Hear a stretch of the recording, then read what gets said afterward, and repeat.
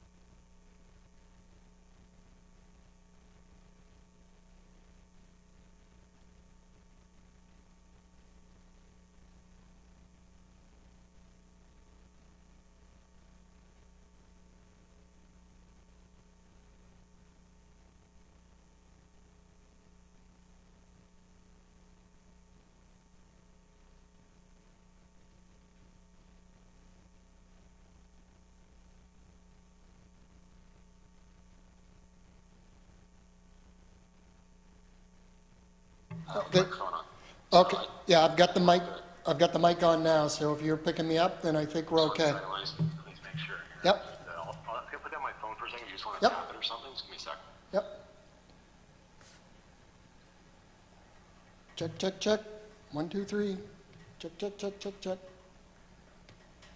1, 2, 3, 4, 5, 6, 7, 8, 9, 10, 11, 12. I can tell you, I did hear you. I know there's a bit of a delay, but I'm hearing anything now. Okay. Yeah, I mean, the delays, delay. there you go. Oh, you're starting to pick me up now? Yep. Yeah. We're good. It's working. Yeah, so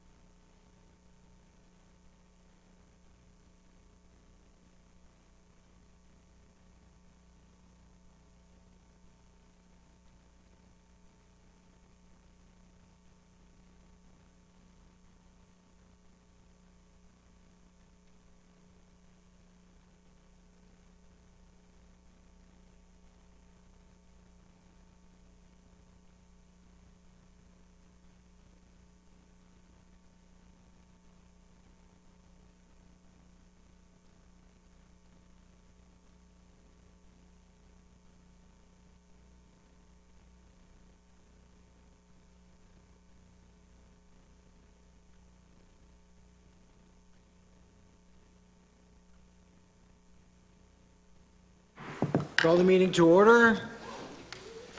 Good afternoon, everybody. So this afternoon, we have before us, well, I should ask, is there any substitutions this afternoon? Any changes from this morning? No, good, okay. Pardon me? Yes. Oh, yeah, okay, it's right, yeah. Substituting for We don't even know who's on the committee from your David side, Kuhn so. for Kevin Arsenault. All right, so we have before us this afternoon Department of Environment and Climate Change, the Deputy Minister Heidi Liston. At this point, Deputy, I would pass the floor to you for any opening remarks you'd like to make. Sure. Thank you very much. Good afternoon, everyone. It's a pleasure to be here representing environment and climate change. I have with me Jeff Hoyt, Executive Director of the Climate Change Secretariat. I have Katie Perry. She's the ADM Environmental Science and Protection. Christy Ward, ADM of Authorizations and Compliance. And then we do have some additional staff. Tim LeBlanc, Director of Authorizations, Danny Stymus, Manager of Authorizations, Susan Atkinson, who's our Director of Climate Change Mitigation, and Alex Berry, who is our Director of ETF Community Funding. I'd like to start by really just sharing that I'm learning every day in this new department. Many important programs fall here, including climate change, recycling and waste diversion, wetland, air and water protection, and EIA and hydrology, to name but a few. In the time that I've had the privilege of leading this team, I have become increasingly aware of the significant breadth and depth of work that is done by our highly trained and skilled workforce. Over the time that I've been there, I've learned that we have 35 engineers, 25 inspectors, and 25 scientists working with us. This includes epidemiologists, biologists, hydrologists, air quality, science specialists. And these people are dedicated to protecting New Brunswick's environment every day, including evenings and weekends. This department is making a difference while ensuring environmental legislation and regulations are in place and being followed. Waste management is becoming increasingly important, and we are leading Atlantic Canada in this regard. The department is and will continue to support the growth of a circular economy by establishing extended producer responsibility programs. We've done this for packaging and paper products and pharmaceuticals and medical sharps, and we will be doing more in additional programs in the future, such as modernization of our beverage container recycling program. Another example of real measures of success, the community glass collection pilot program that was for glass drop-offs that was established now in 31 locations. It's resulted in diverting 101 tons of glass from New Brunswick landfills. We are also leaders in this country on GHG emission reductions, with GHG reductions of 37% since 2005. And we continue to do our work toward net zero by 2050. We released New Brunswick's 2016 Climate Change Action Plan Final Progress Report showing completion of 76% of actions, exceeding the commitment of 75%. And since then, the renewed Climate Change Action Plan for 2022 to 2027 has been released, and as you would know, has 30 new actionable actions that are necessary and measurable to address New Brunswick's climate change priorities and ultimately make the lives of New Brunswickers more sustainable, affordable, and resilient in the face of climate change. We are all aware coastal and inland flooding is an issue we face year-round in our province. We have made available online for the public comprehensive interactive flood hazard mapping. These maps are an asset to the public, local governments, land planners, and developers to help make decisions to reduce flood-related risks to people and property. Dedicated professional teams of subject matter experts are in place for the Environmental Trust Fund and Climate Change Fund to provide funding to projects big and small that have a tangible impact on local communities or the province as a whole. On a daily basis, I see firsthand the commitment from members of the Environment and Climate Change team. They work diligently with our partners and stakeholders to provide accurate and up-to-date information to New Brunswickers. We are also committed to continued improvement and in making information accessible, transparent, and our processes clear and efficient to better serve our clients and all New Brunswickers. I'd like to thank you for this time to highlight some of the key milestones from the department. Thank you very much, Deputy. We will now proceed to questions, and the questions will be in a rotation of 15 minutes, starting with the official opposition, going to government, and then to the third party. Monsieur Lagacé, the first 15 minutes are yours. Thank you, Mr. Chair, and thank you all for being here. Before starting, I think I'd be remiss if I didn't want to wish a quick recovery and good health to your minister. Our thoughts and prayers are with Minister Crossman, and we're looking forward to seeing him in the next session, and I hope today he's resting and not watching this. Well, he shouldn't be. A good idea not to. And thank you for mentioning that. We're told he's not allowed his telephone or That's good. devices, but he is on the mend, so that is I'll be sure to give him a thankful resume for when he all comes of us, back. yes. Starting off, there's obviously a lot of content, so I'm just going to pick through a few issues in the first 15 minutes. In one of your highlights on your annual report, you mentioned, and this is under the highlights, that under the Contaminated Sites Management Program, 66 new files were opened and 60 sites were successfully remediated and the files were closed. And this is in the highlights, but considering that the Auditor General says that there's over 1,000 contaminated sites, a backlog of files, this doesn't feel like a highlight. It feels like we would need almost 66 new files and 160 files closed every year for the next decade to start catching up on the backlog. Is it possible to find out what plan you have to recover on this and catch up on the backlog of these 1,000 files? I have to say the team has been aware and working on contaminated site files, even before the AG report was released. As you would know, this is historical. We have a long time frame of sites that have been accumulating, and that is understood and will be addressed. I will say that the team has put in place a prioritization process so that we're really looking at sites with most at risk.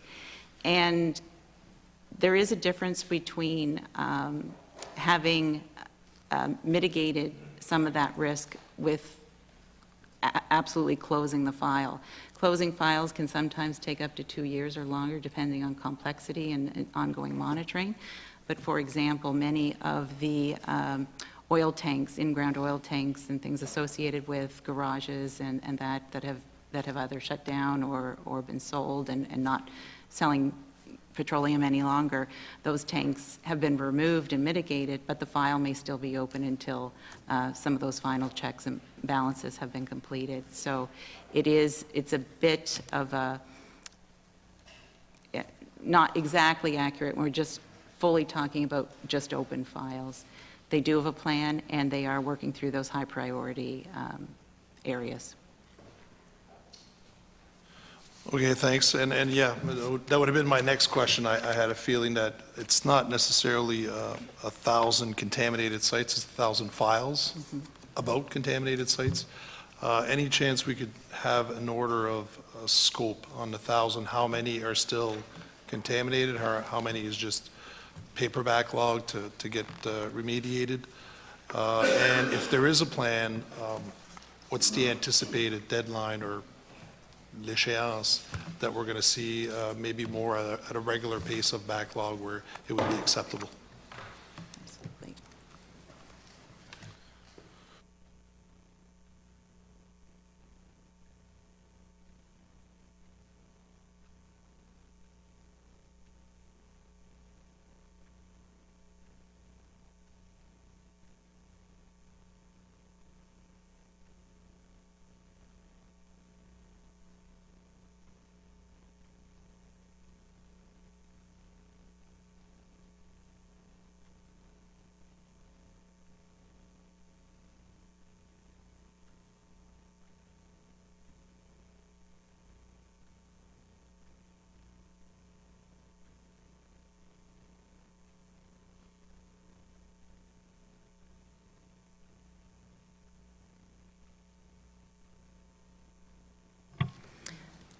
So the team has tackled this in a phased approach. I just talked about Phase 1, which was looking at those high priority areas and addressing those.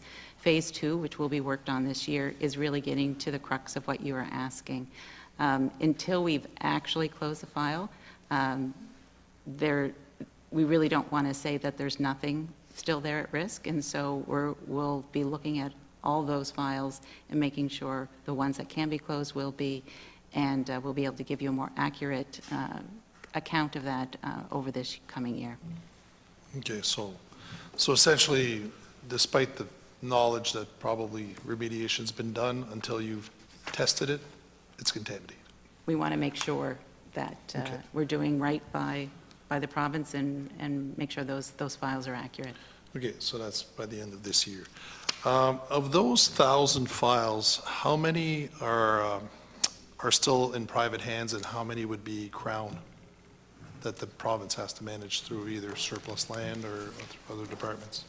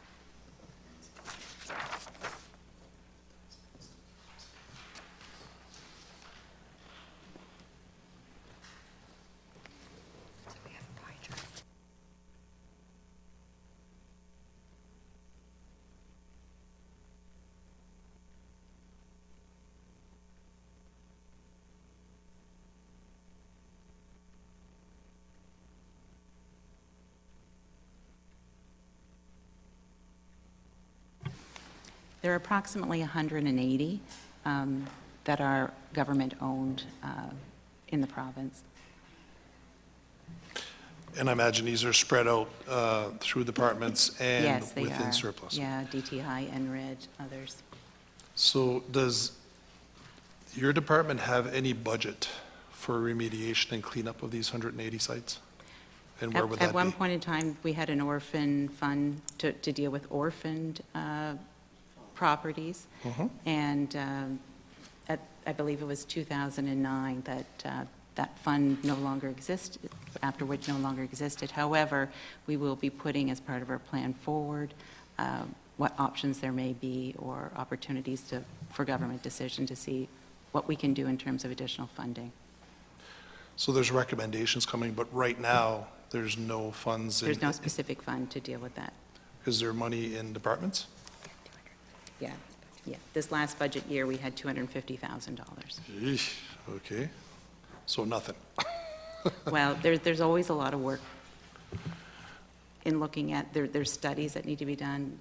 They need to outline what the remediation and the risks are. So that, generally speaking, those kinds of funds can go to help with that sort of work so that we know what we're dealing with. Okay. I think in the AG's report, he also mentioned that there's no real tracking of potential orphan funds out there. We don't have a real sense of what the real number might be on the orphan property, that might be out there, whether it's well, they're all private, but according to his interpretation, they're going to be ours soon.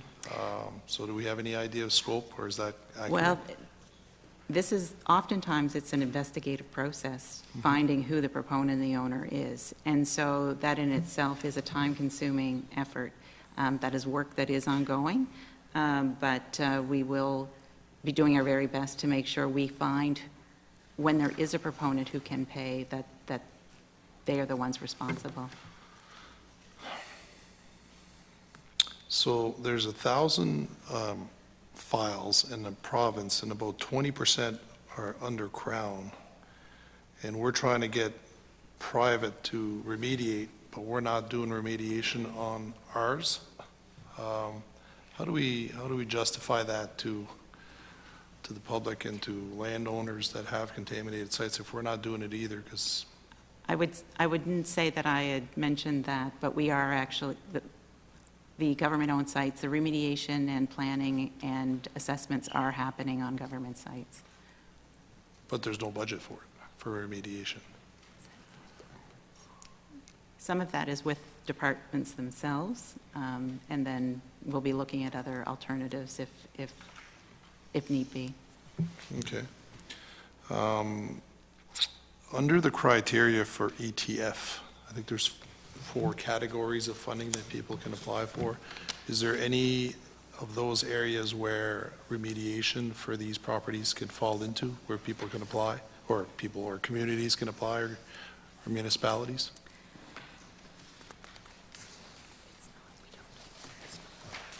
It's not at this time. We've had a similar question in relation to storm damage of individual properties, for example. The ETF fund has not been used in those types of circumstances. Those aren't the criteria for established to date for the ETF fund. Any other criteria in the climate change fund that would allow you to use some of that money to start remediating some of these properties? Again, not for individual property or property owners. Okay.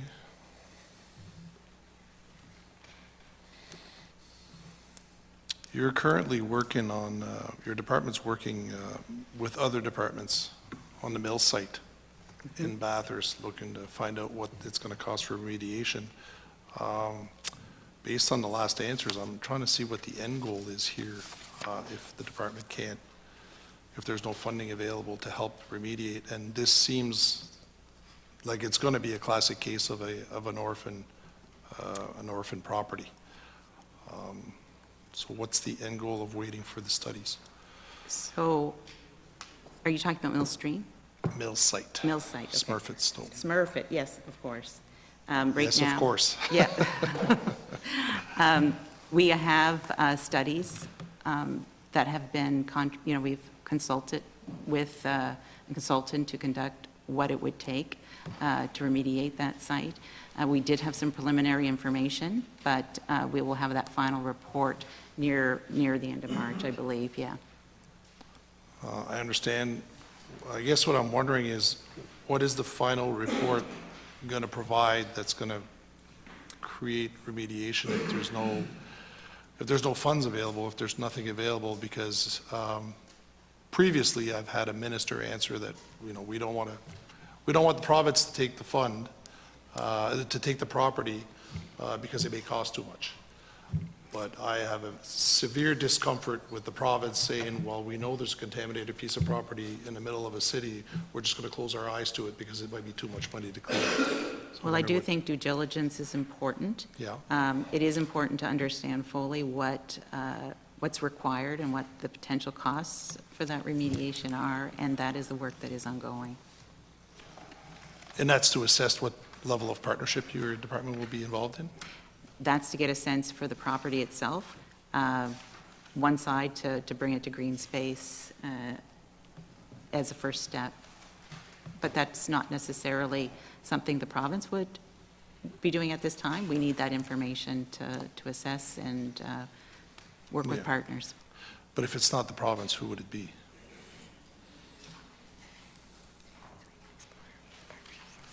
Look, again, we've been in touch with the municipality. We're looking at, again, everybody needs the information first before we can come together and work with stakeholders Yeah. to find a solution.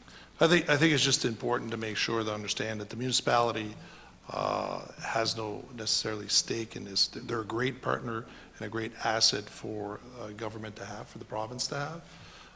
But ultimately, and according to the AG's report, we're on the hook for this one, the province is. So it's great to have a partner, but we can't forget that we are ultimately responsible.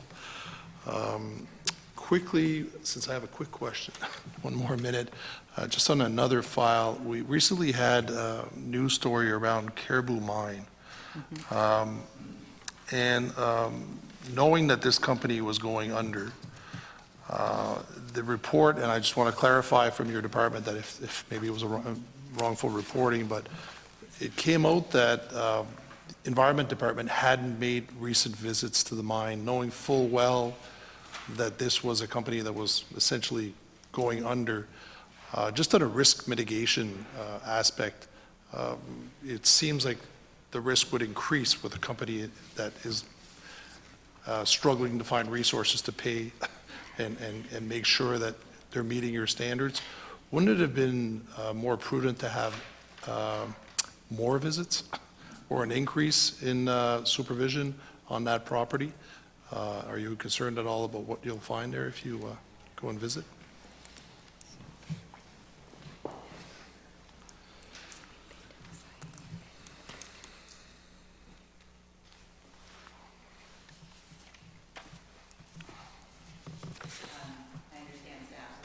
In November, here recently, making sure that those conditions of approval are being continued and what's required for maintenance, wastewater management is all continuing. So we do continue to monitor that. Much, Deputy. Thank you, Member. Mr. Wetmore, over to you. Well, thank you very much, and I'd like to welcome the department. I'm sure we can all tell a little minister story. On Thursday, I just sent a little note to the minister wishing him all the best, and probably yesterday I sent him a little note asking how he's feeling.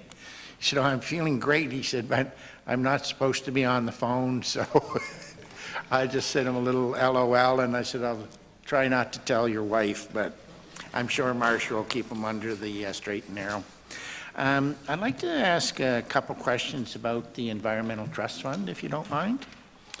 So I see in our annual report, 21-22, that we had a little over $13 million in revenue. So could you please tell me where does the revenue come from, that $13 million? So it does come from our beverage container recycling program in terms of the funding for the ETF. Does that, So the $13 million is all beverage returnables in New Brunswick? so it's 2.5 cents, I believe, on every, Yeah, so. every bottle. So we have $13 million. So then when the Redemption Center buys the bottles back, do they end up sending or getting any money from the government in regards to that? They would have the deposit and the handling fees that are applied for the recycling program. Okay, so that's on top of the 13 million. So I noticed that in the year in question, we had 270 projects that benefited by that, which is great. And I will say that in our riding of Gagetown-Petitcodiac, we've certainly seen a number of those projects benefiting from it. Could you please tell me, how many applications do you get a year? We generally get, I've got exact numbers here, but it's generally, over 300, 350, somewheres around that. Okay. So 250, 275, 300. So there's probably about, 50 to 75 that sort of don't get funded. Depending on the year, Yeah, or 100 yeah. or so, depending on the year. Of those ones that don't get funded, do we have an idea of, if they were funded, how much would go towards those projects? So, yeah, so it would have been, for example, 2021-22, it would have been, if all 365 in that particular, in this last year, 17,340,945. So a little over $17 million.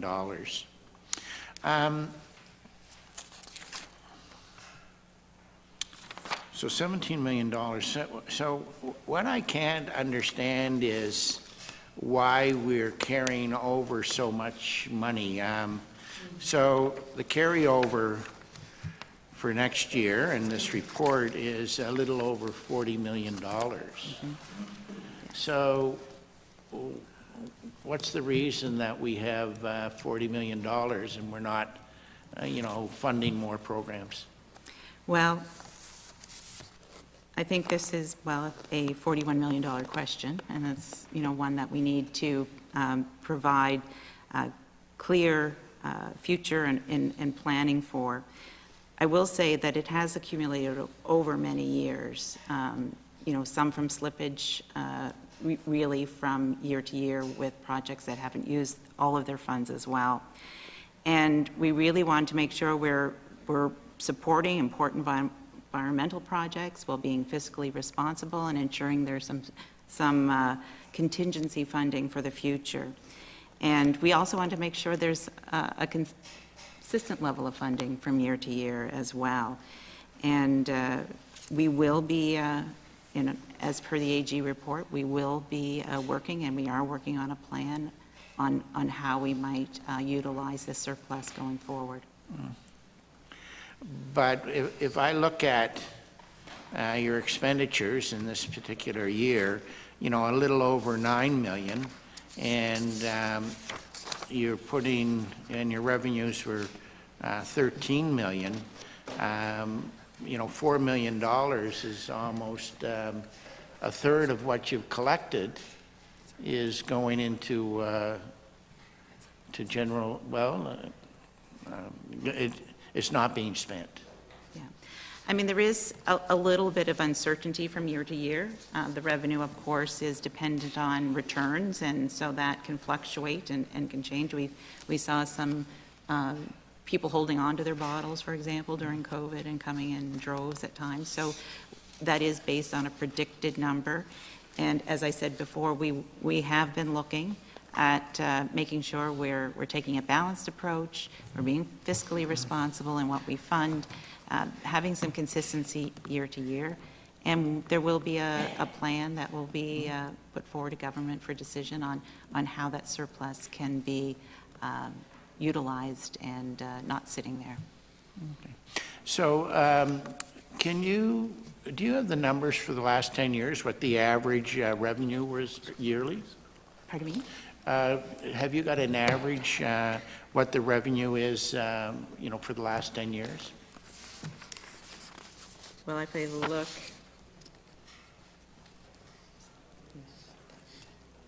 yeah, I don't think And we what have, the expenditures are? right. I don't think I have a 10-year look. If you like, we can pull that Well, together. you must have an idea what the average is per year, Let's see. both on the expenditure and revenue stream. You have the Oh, yeah. 3-year in here, right?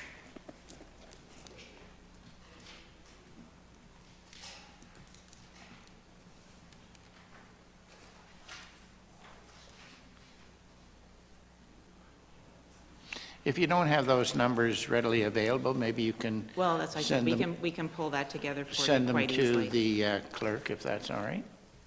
For sure. Okay, and so I'll go on to my next question, and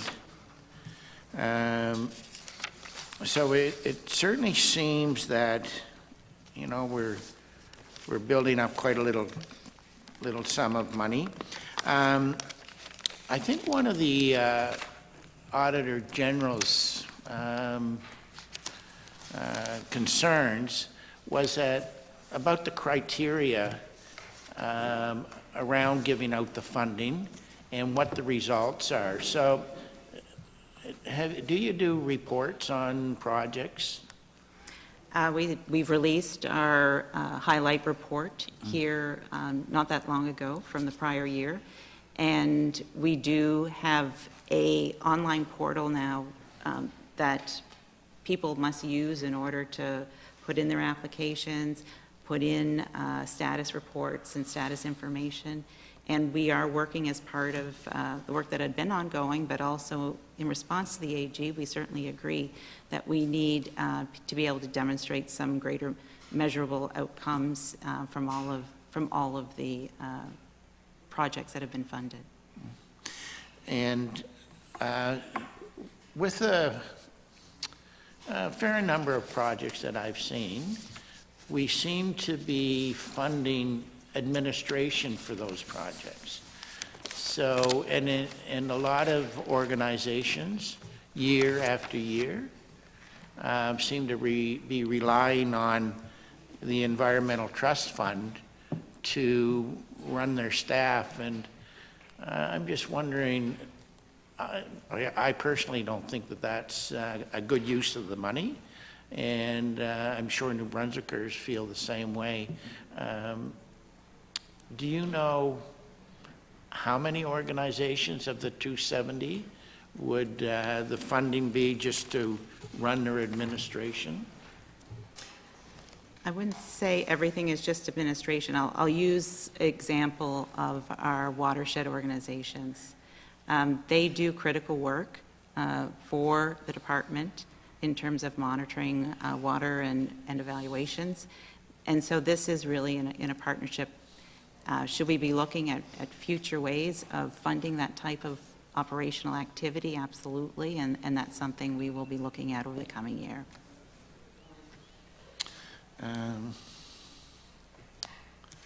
So I'm going to get that. Where it comes from. So do we have an idea what the average program award is, so of the 270 projects divided by 9.5? I'm just looking here at, they do range. Some of them are fairly small in the, in the thousands, and some are in the 20,000s, some are in the hundreds of thousands. So it depends really on the type of project. Okay. And you said you're coming up with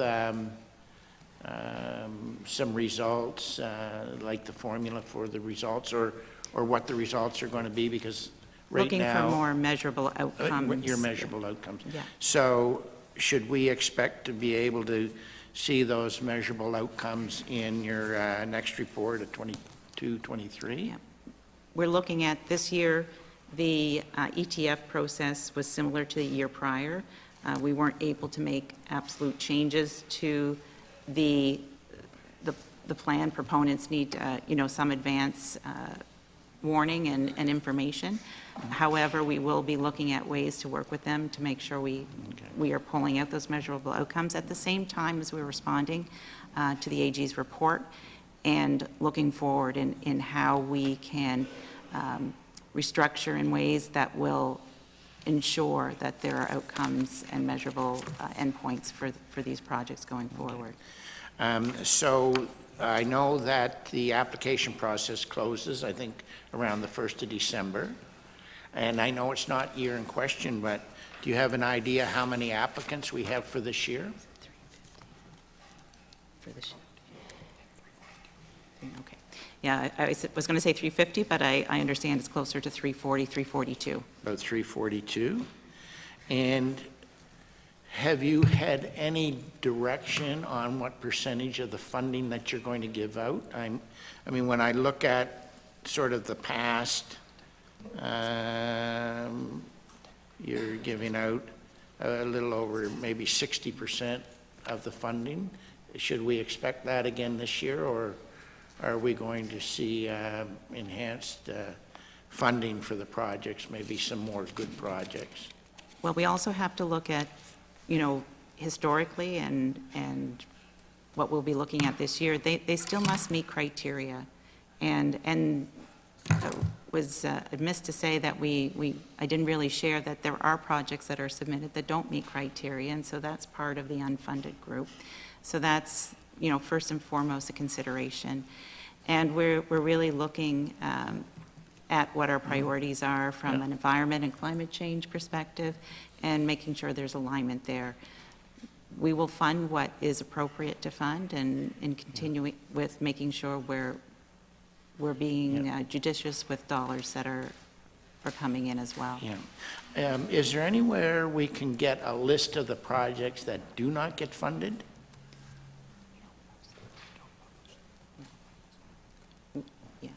It's not something that's published. However, it's something that could be provided if we're asked. Could I get you to provide that Yes. to the clerk?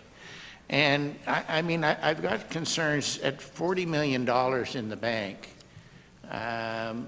That probably generates close to $2 million a year in itself. If you just threw it in a GIC. So, you know, that's another $2 million that aren't going to where it should. So I have concerns that basically we're not funding as many programs as we should.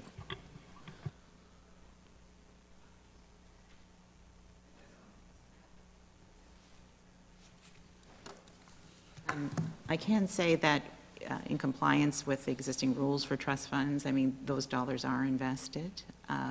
But as I said before, we are looking at the entire program. How do we make the framework, the criteria, everything clearer with inputs and outputs that are meaningful and that will be clear to the public, and the direction that we intend to go with government decision on this fund. Thank you, Member. Mr. Kuhn, over to you. Thank you, Mr. Chair, and I'll also add my best wishes to your minister, who is now recovering, thankfully, from a difficult situation. So we wish him our best. The Department of Environment is principally a regulatory agency when you look at the budget and the statutes it's responsible for. I calculate about 44% of the regular operating budget goes to your work around compliance with environmental laws and regulations and authorizations under those. You've got, 7 statutes with a total of 18 different regulations, all designed to protect the environment. So, you know, part of the role of this committee is to ensure that funds are being expended effectively to achieve their goals. Since this represents a large portion of your budget, I'm interested in pursuing a few questions around how effectively that money is being used to secure compliance with the environmental laws you're responsible for. So in your annual report, I was reading that overall you had 2,400 potential suspected or actual violation files that were based on public complaints, field inspections, audits, and document reviews.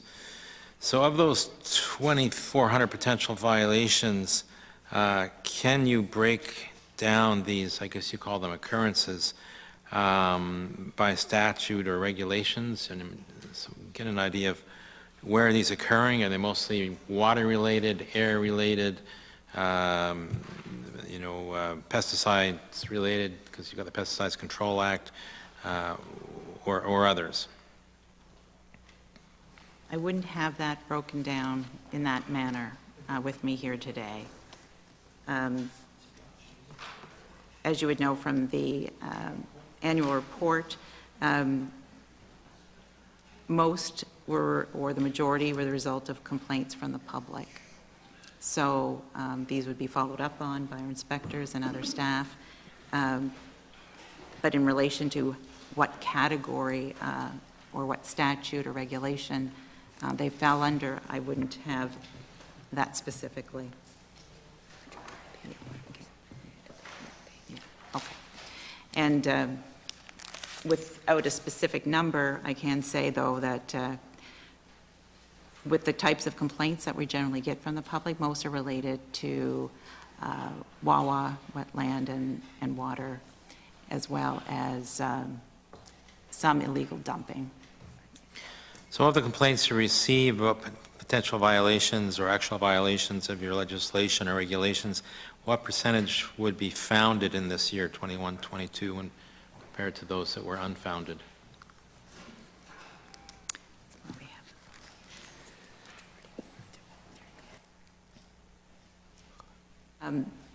Again, the team works with landowners, individuals, to help them comply. Our goal is always to find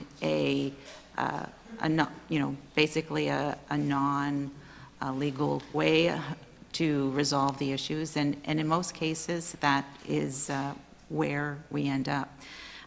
You would know that we had $10,000 or just over in fines issued, but again, that's a last resort. We do try to work with proponents and individuals and property owners to ensure that they're in compliance and they meet those regulations. We'll get to that policy in a minute, but let me ask that question again. So what I'm trying to get at is what percentage of the complaints of suspected or violations are found to be actual violations of your statutes or regulations versus those that are not?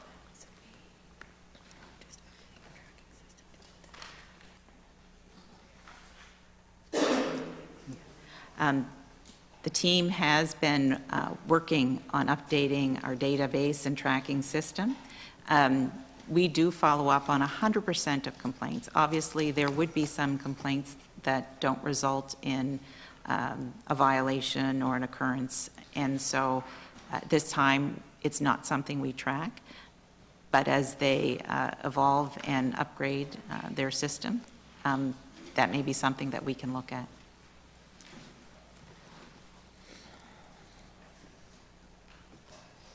Okay, the annual report says that you were involved with 115 enforcement actions, which out of the number I was using, a potential suspected or actual violation files would be about just under 5%. So that broke out as 104 orders, 5 tickets, and 6 prosecutions, which, as you mentioned, delivered fines of $10,000. So with respect to these enforcement actions, have you got a breakdown by statute or regulations available?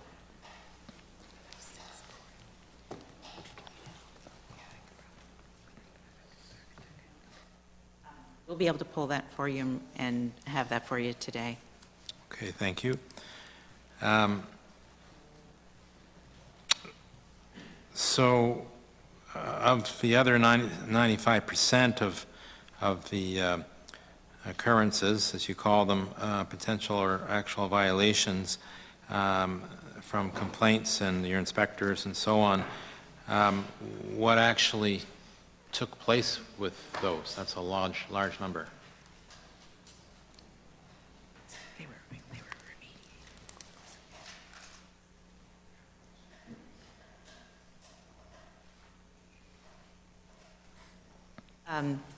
Again, we try to have individuals voluntarily comply, and that is our first and foremost goal of doing that. They may have had to do some mitigation measures on their own, whether that's planting trees or returning an area to its former state or replacing ground that may have been moved. Those are the kinds of things that we have individuals do. So I guess this relates to your compliance and enforcement policy, which is an interesting document. It was released in 2010. It does put a heavy emphasis on avoiding any kind of penalties and focusing on once violations have been identified, I guess education, which, you know, you don't actually experience in many other instances where you've broken the law. You know, I think many have had that discussion with a traffic cop. Sometimes it works, but most times it doesn't. Next time, I promise I will do the right job, right thing here. I won't do that again. So that speaks to the effectiveness of the compliance and enforcement policy. That is, having the 12 years since it was first launched and been utilized, has there been any work to evaluate its effectiveness in achieving compliance? And it's kind of it was a new initiative at the time. We're going to change the way we do things to try and improve compliance, and so kind of results have you got? I mean, we are, I have to say that this team and this department is continually looking at quality improvement and how we can do things better. There is a process improvement project that has been started. We're looking at having that completed this year, and we'll be able to publicly report better our work and the information that, similar to what you've been asking for today. I will say I think it's important in looking at getting individuals to voluntarily put forth what they need to do in order to fix their violation or occurrence. This is about, and those educational, we're talking about the environment, and so we're really making sure that individuals are doing the right thing. If we strictly look to a fine and enforce, I'm not sure we would have the same outcomes, given the time and energy that our teams and everyone invests with individuals to make sure they know what they need to do and see that it gets done. I do think in the long run, it helps educate the public and helps move the dial on what we need to be doing from an environmental perspective. So, from the annual report, I can't tell on reading it whether you're getting more or less compliance than in the past. So is there information or data on trends, compliance trends in the department? So you're getting greater compliance in 2021, 2022 than you were 10 years ago, or what's that look like? A good indicator is that we have seen an increase in the number of people coming forward with permitting to go through the permitting process, rather than not knowing what they should do and doing it on their own and then resulting in a complaint and us investigating. So that, from our perspective, is a very positive direction. Of course, it's not just individuals who are in violation of any of your environmental laws. Maybe we can just go back to the earlier information that you provided in that report about the 115 enforcement actions. How many of those were with respect to violations by individuals versus violations by corporate entities?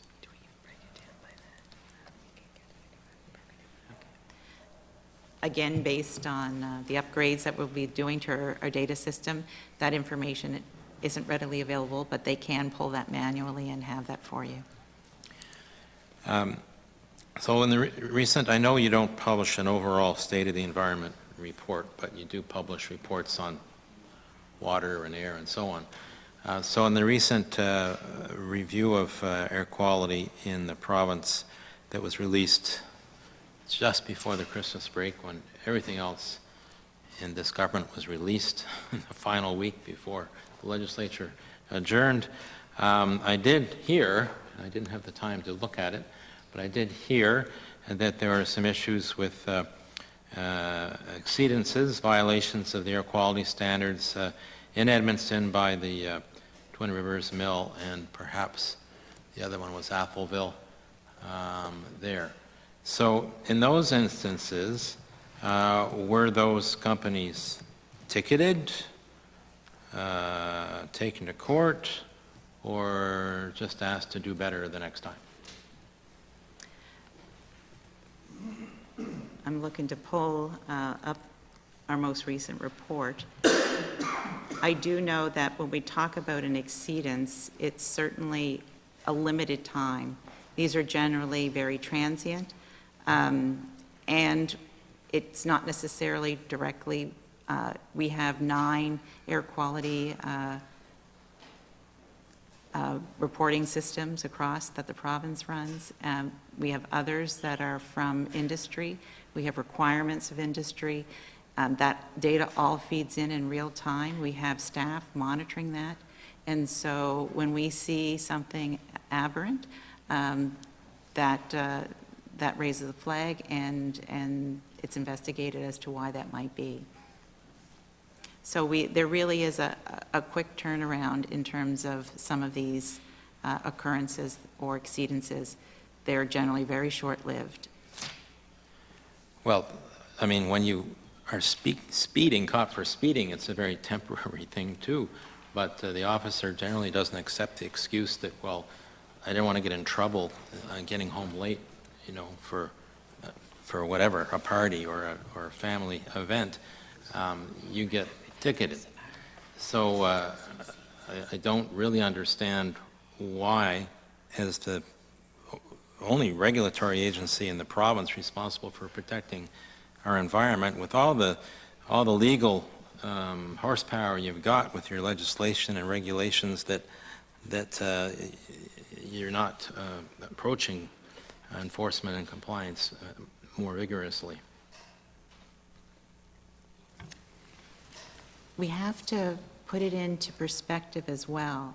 I mean, hundreds of thousands of hours of data collection occurs across the province. And the exceedances are also usually looked at in different ways. The CCME provides the guidance on how we look at them. Some of them are set in the formulas that go into defining what that exceedance and how that's calculated, is really looking at, you know, a year's time, how many minutes, and how that factors in depending on the contaminant or the compound. And so it's really difficult to say, you know, ebbs and flows and where we see exceedances occurring, that it's very brief, and they're generally unrelated instances. It's not like there's the same thing happening over and over again from a particular organization. Thank you. Thank you very much, member. We will now go back to Mr. Lagacé. Thank you, Mr. Chair. Going back to orphan sites, the Auditor General in his report outlined kind of a process where the Department of Finance and Treasury Board staff, I guess once a year, meet with DTI staff to determine if they're thinking of collecting on a property for tax sale. They'll ask DTI first to see if they feel like there's any contamination or any danger of some significant remediation costs on the property, and if they deem so, they don't collect on the properties for tax purposes. Is your department involved? This is a whole informal process, I guess. Is your department involved in this at all as this is going on yearly?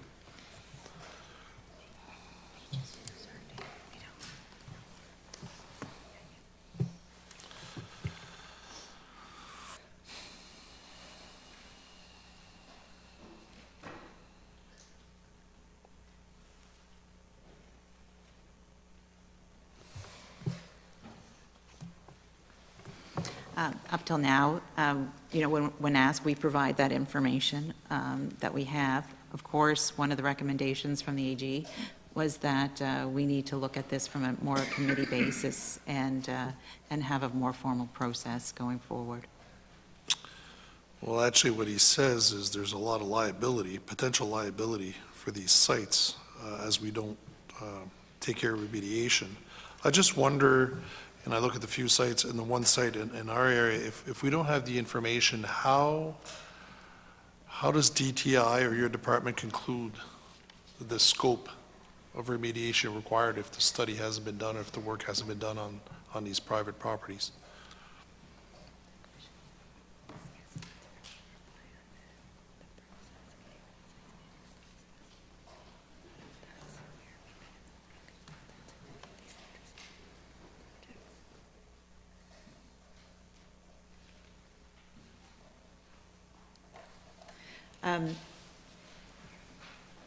So this is where we do rely on our process, and for contaminated sites and how we look at that remediation.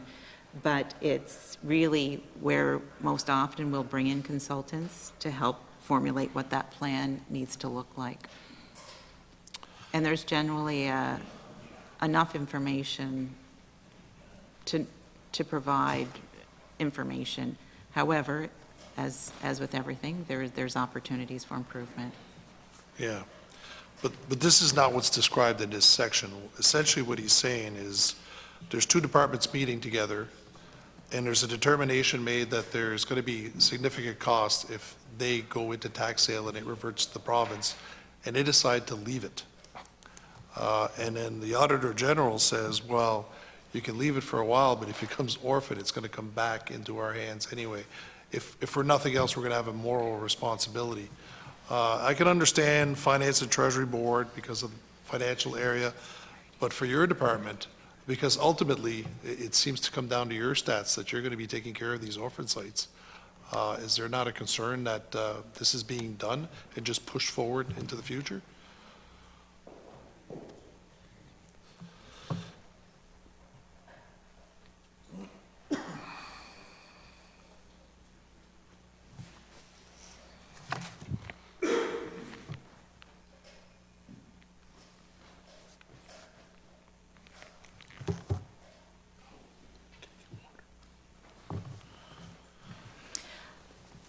I think going back a little bit to what I shared earlier, in that the team here does their work in terms of finding that responsible party first. In terms of before going to GM, like, we're not part necessarily of that decision with Treasury Board and DTI, but we are. Our job is to make sure we're looking at those sites, we're prioritizing the work, and we're following our process. Okay. So essentially, Treasury wants to know, are we going to collect on this property or not? They go to DTI, and DTI asks you guys your opinion on how much you think it'll cost. And then from that point, that's where they make the decision to leave this and let it become an orphan site or not. Yeah, it's more about what the process is and at what stage those properties are at in terms of what we're looking to do, whether it's working with the owner and having them, or if it's orphaned and we're working through with our consultants to determine what the remediation plan needs to be. That's the information that we would share. Okay, but there's quite a few of these orphan sites that have been determined, so it seems like part of that process is just leaving it.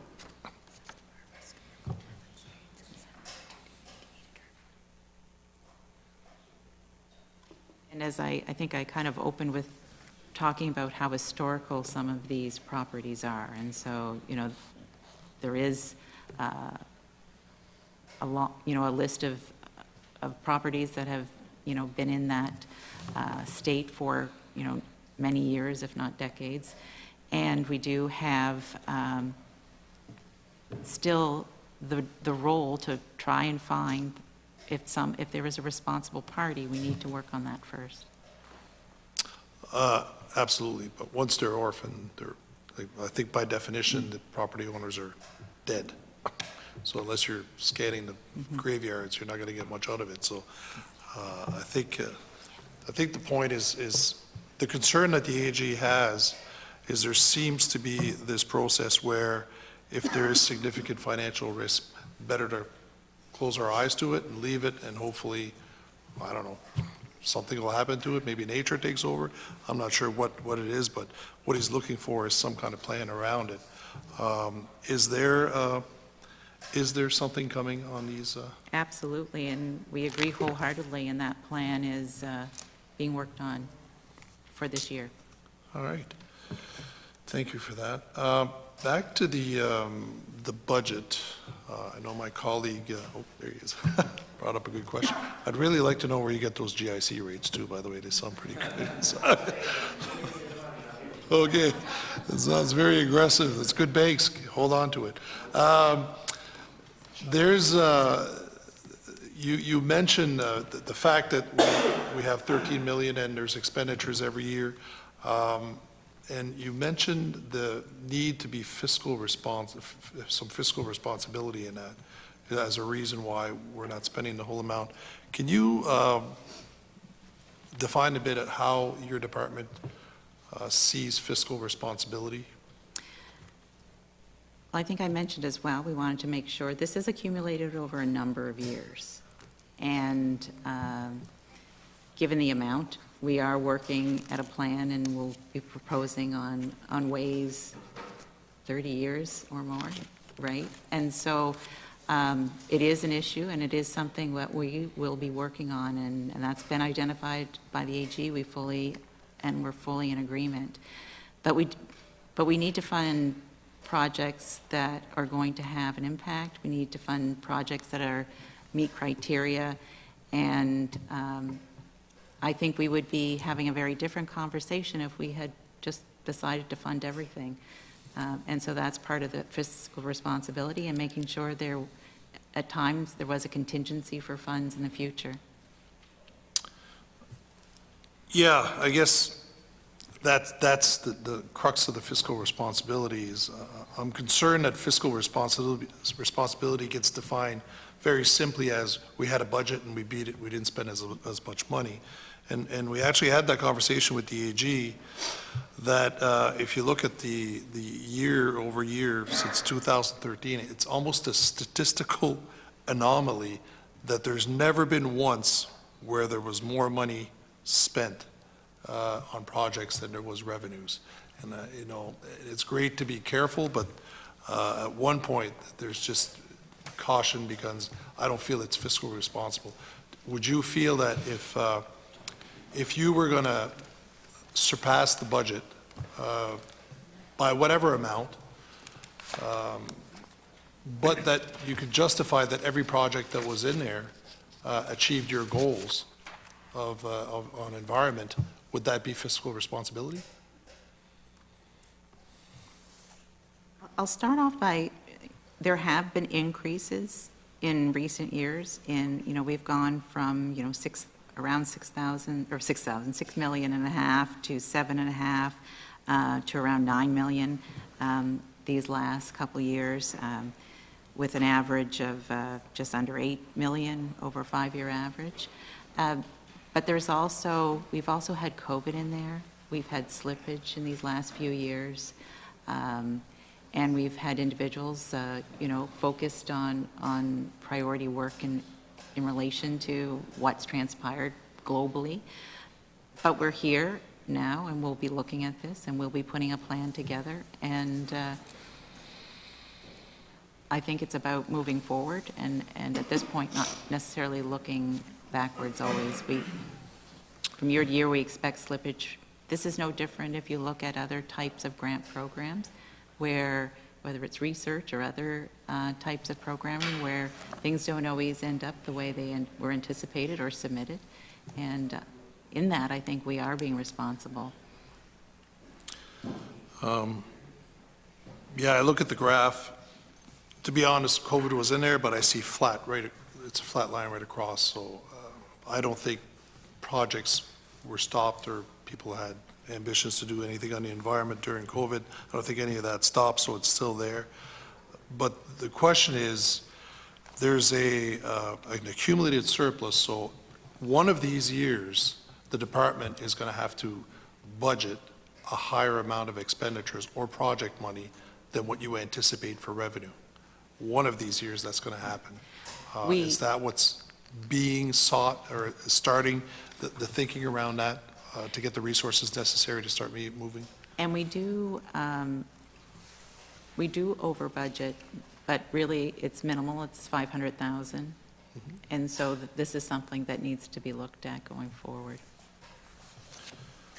The AG, seems to be his big conclusion on ETF was the lack of plans and objectives, annual plans, goals, the roles and responsibilities not being clear. There's a whole section on this. And your answer to the recommendations 3.40, 3.35, 3.45 is that you are working on on a plan with some objectives, with some new programs, fiscal year 2023, knowing that usually goals and objectives and measurables are given at the beginning of the year, and we're almost there. I trust that the work is being done right now, and we can anticipate to see it We are working on this early spring. legitimately. We have to look at the timeline that we've had for when ETF applications come in. And as I said earlier, this past year, we have to give proponents time to adjust and understand whether or not they're going to continue to meet criteria or the types of projects. So really, we're looking at, the first half of this year, making sure that that plan is developed and we have that clear strategy and framework to go forward for the next fiscal year. But that's on the existing criteria, and what we've been discussing is maybe a new program that you've been studying Well, since we started talking. looking at existing criteria and perhaps refining and redefining what some of those criteria need to be. Because one of the previous answers around those contaminated sites was the fact that the orphan site fund had been eliminated in 2009, plus the 180 sites that the government currently owns. The potential maybe to look at some options this year, planning's coming in. Are we looking at maybe having some form of budgeting or funds available for your department to start remediating some of those files? Yes, and those are government decisions that would need to be made. Okay, Yeah. but they will be, they're on the table to be either accepted or rejected by government. We are looking at various options on what we need to do in order to help mitigate some of the existing situations that we have in terms of orphan sites, for example. And contaminated sites that Yes. we own. Yes. And obviously, they're not going to fix themselves, so there's going to have to be a program or a fund somewhere to fix it. And we're going to need some of that study work done first, too. These aren't overnight projects, as you can appreciate. No, but it's been quite a few years that they've been looked at. This is not from yesterday either, so at one point, we have to get the ball rolling, whether it's a first step or even towards the direction of repairing, because as we see, there's more and more being added every year. Well, and this is one of the recommendations of the AG, so we'll, and we're in agreement with the report, and we'll be looking to make and provide a step up, a method you. forward to mitigate that. Thank you, Deputy. Thank you, Member. Ms. Balkis, over to you. Thank you, Mr. Chair. If we could just continue, and I do want to thank you for coming. I think I spoke to you before the meeting began, but again, thank you for being here. But if we could continue on the contaminated sites for just a moment, please. Are those sites listed in priority depending on how bad they are, or their proximity to water or to where people live? What's the criteria, or is there one for listing those sites? I mean, they are prioritized, as I mentioned before, and generally speaking, they are related to situations where we want to protect water sources and Okay. groundwater and similar examples. All right. What about the historical properties? Should they not be prioritized a bit if they've been there for the longest and they may have had more impact on the environment? The team is working right now on prioritizing everything in that database, Okay. historical or more recent, so Okay. it's a big job. I imagine if Yeah. there's 1,000 properties, it would be. The orphan sites as well, they'll be mixed in with the historical sites, okay. You said the plan is being worked on for this year. Do you have a rough idea when this year we might see a plan?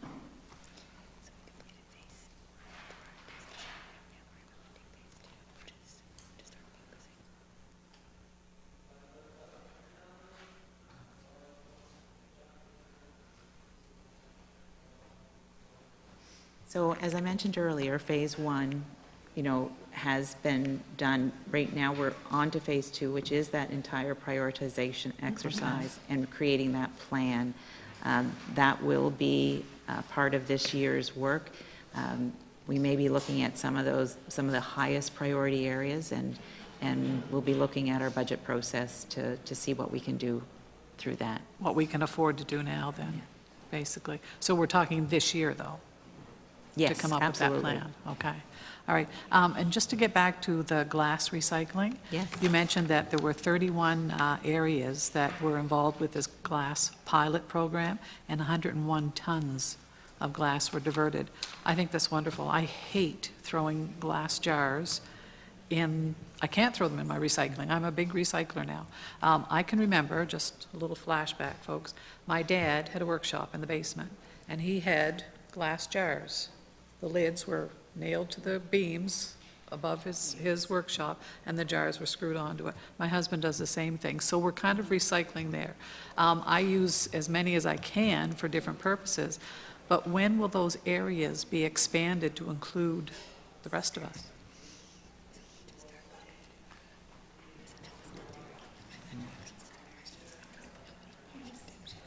Yeah.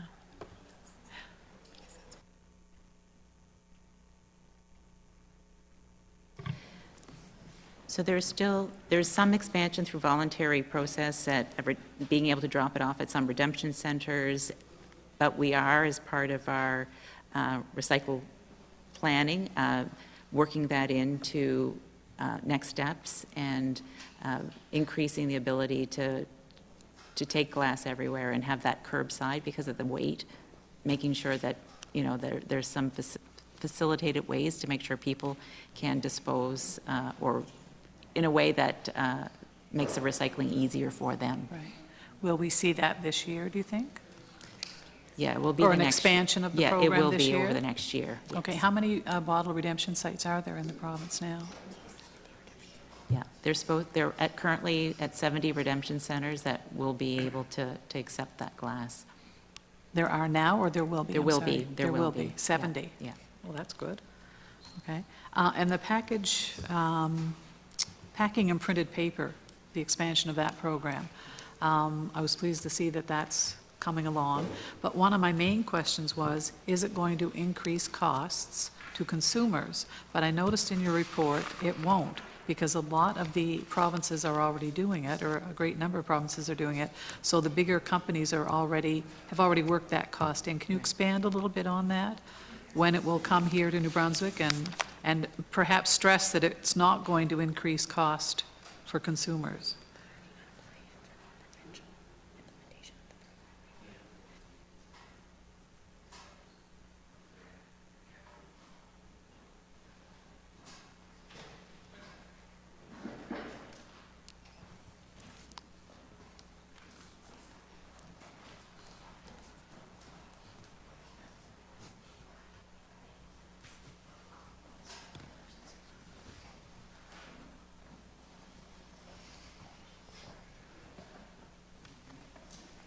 Questions?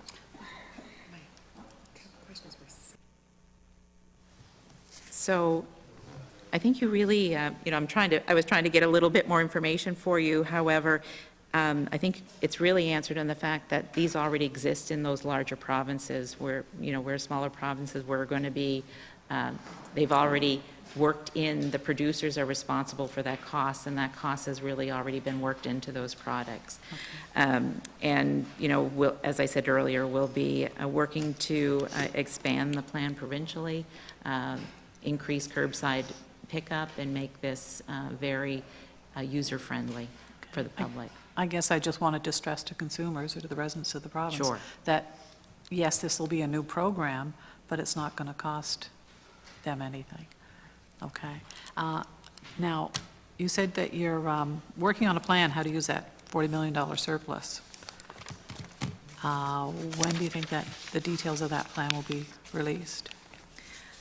Well, we're certainly going to, this will be a decision for government and how we work, but that will be part of the ongoing work for this coming year, and that information will be provided to government. And once we have a decision, we'll be able to bring forward what that plan is. But right now, we're looking at options and being able to put options in front of government. So there's a lot of work yet to be Yes, done. and Okay. that will be taking place over the next several months. Okay. And I noticed in the report, your initiatives or projects undertaken to achieve your outcomes. It said to developed and launched a communications campaign to educate New Brunswickers about the causes of climate change, or switching gears here a bit, and its impact on the province, and identifying opportunities to participate in solutions. Has that been successful? Are you seeing a growth in people understanding, participating?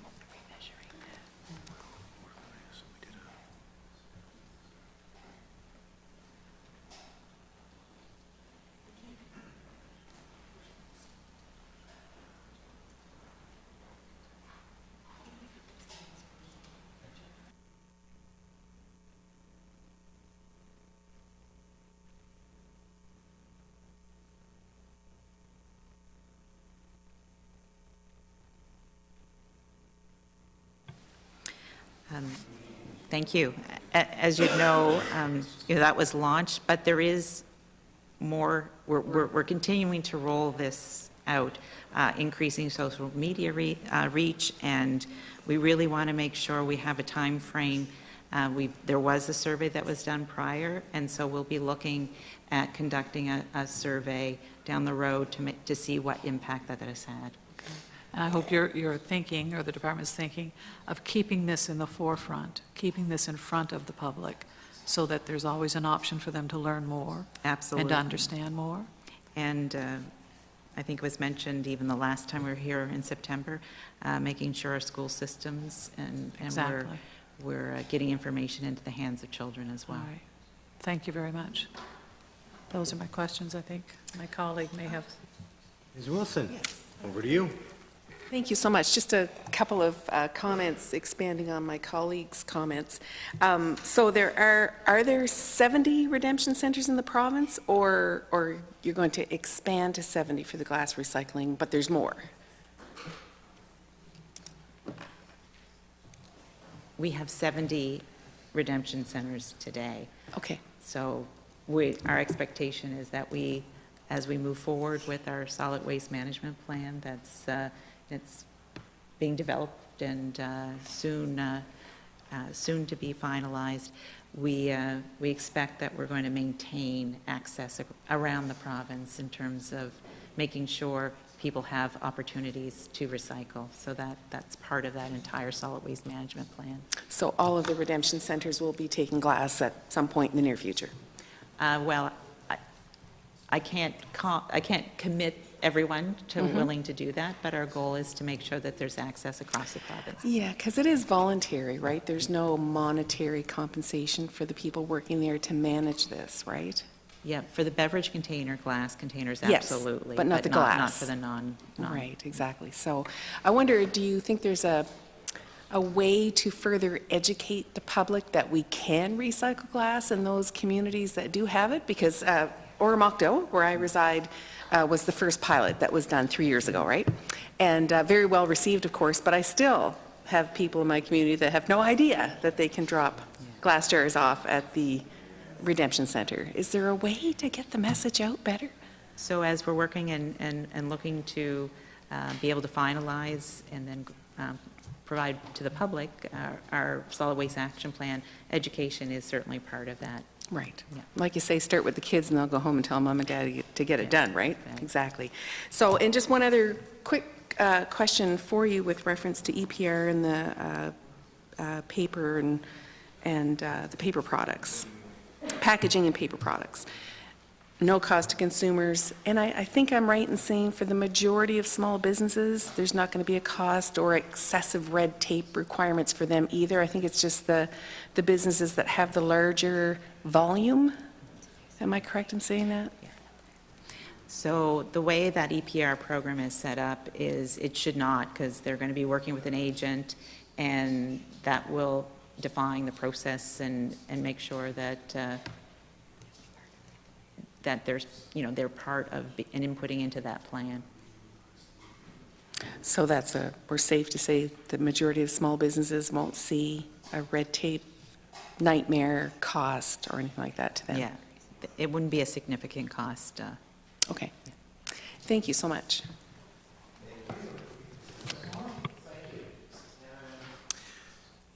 Just The electronic devices and the tires levy, does that come under your department or does it come under finance?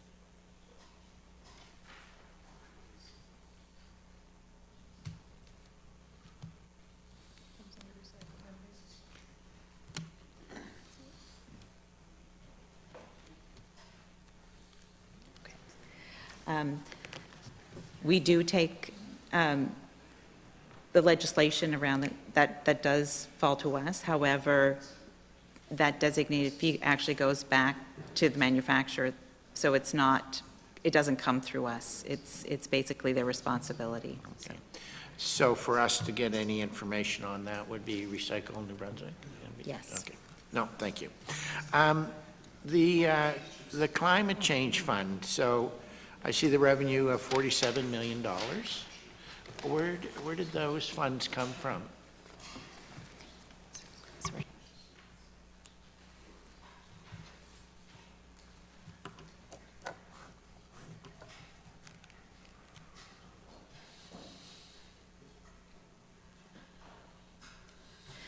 So just to clarify, 47 for this year, but it was 36 for 2021, 22. Okay. That's and- okay, but it is all funded from the carbon tax, part of that recycling of that carbon tax. The carbon tax.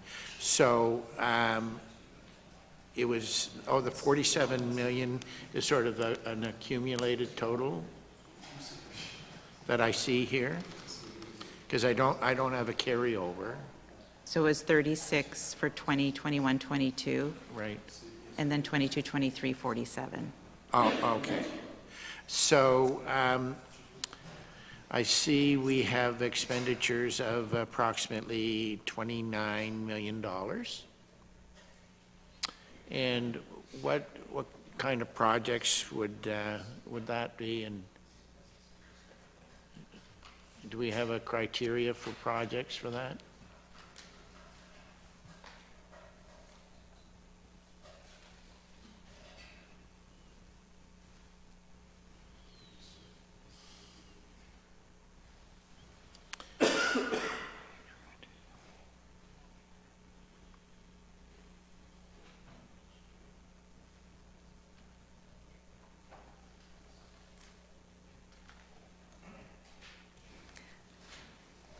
So there certainly is requirements, criteria that are outlined under the Climate Change Act, and that's Section 4.9. I think we spoke about that previously as well. And if we look at, as of March of 2022,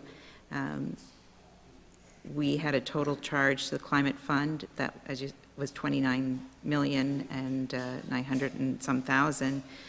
The breakdown that I have with me here is that 29 projects for climate change adaptation totaled 4,600,000 and some.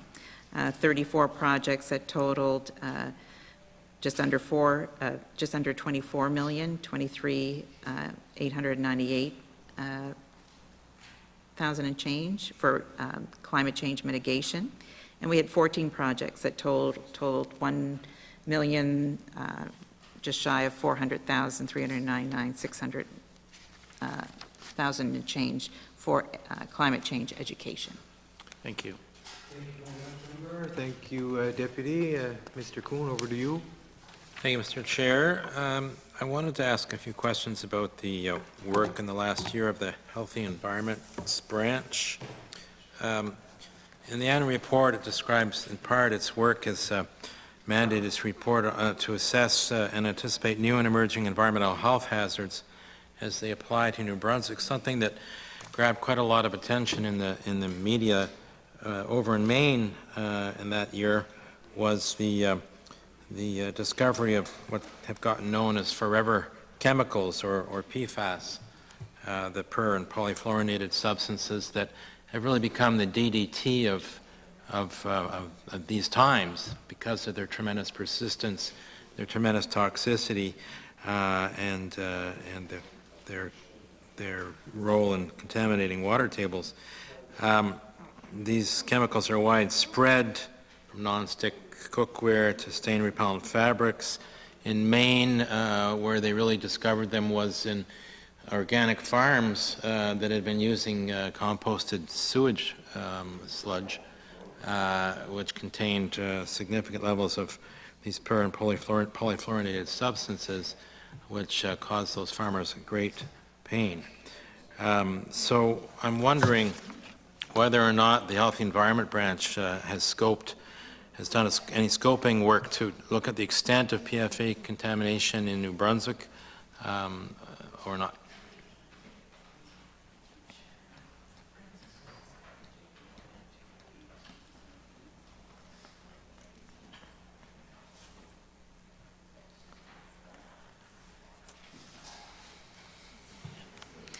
Thank you very much. I know for a fact the team is well aware of that research, and they are following it and looking at it.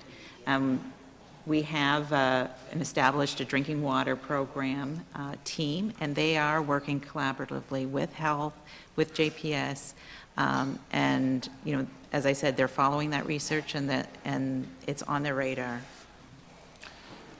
But the Health and Environment groups haven't actually done a scoping exercise to look at the potential areas of risk with PFAS chemicals in New Brunswick?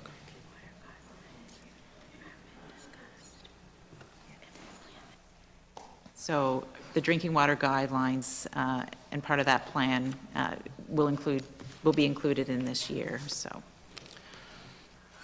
One of the significant sources, as I mentioned, of PFAS, because it's in so many consumer products, is human sewage. Transaqua composts the sewage from the city of Moncton and area. Is that sewage monitored for PFAS? Not at this time, no. So they compost that sewage and sell it by the bag to homeowners for compost, or in bulk by the truckload for commercial purposes. So can I assume then that that product is also not tested for PFAS?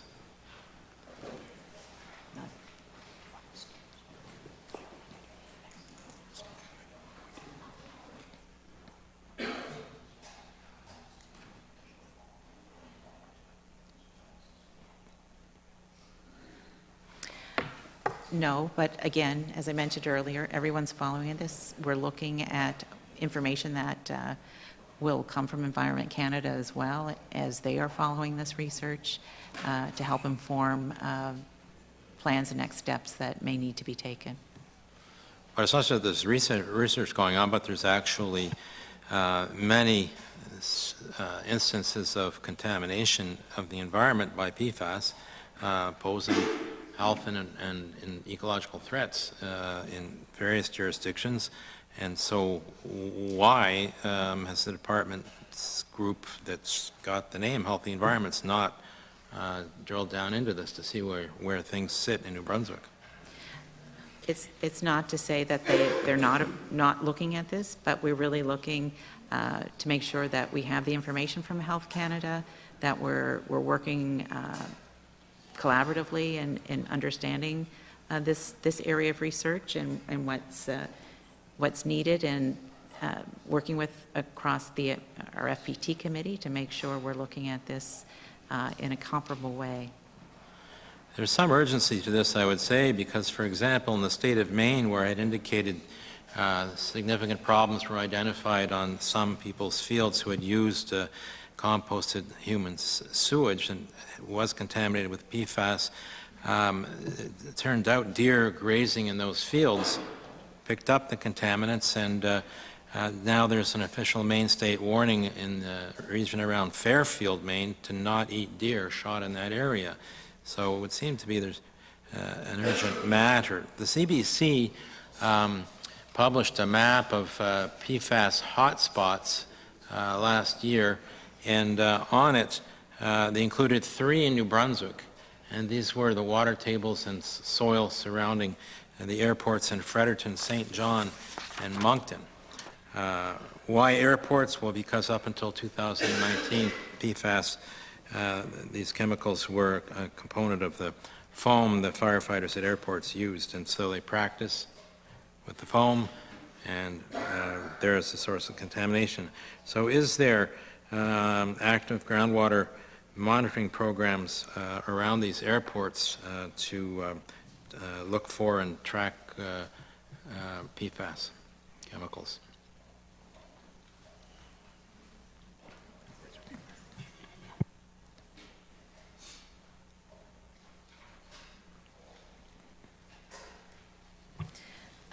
This would be continued work with Health Canada. Given that airports are federal, under federal jurisdiction essentially, we will be working with our counterparts at Health Canada. And as I said, there is the FPT committee that we are part of. So is there any report at this point about the level of contaminations around these 3 airports? Not at our department. Again, we'll be looking to work with Health Canada, and if there are plans there to provide public information, we'll support facilitating that information. But at this time, we don't have that ourselves. But I would think that if there are people on private wells in the proximity of any of these airports, they might want to know what's going on. Again, those health guidelines are being reviewed, again, at the Health Canada level, and will be part of those discussions and information that comes from that. Let's move to another potential contaminant, and that is BMAA. So we know we've got, and you talk about the blue-green algae strategy in the annual report, and we know blue-green algae creates neurotoxins, principally BMAA, which increasingly there's evidence that this may be a cause of neurodegenerative diseases like Alzheimer's. So is there a monitoring program underway to look for BMAA in water supplies, surface water supplies that supply municipalities in the province?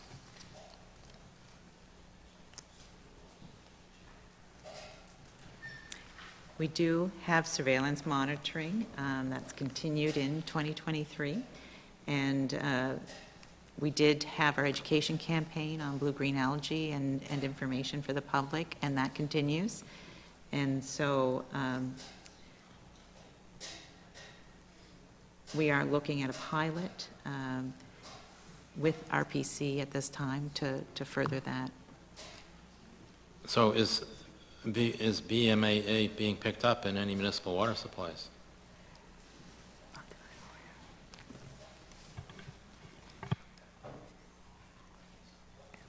At this point, we're looking at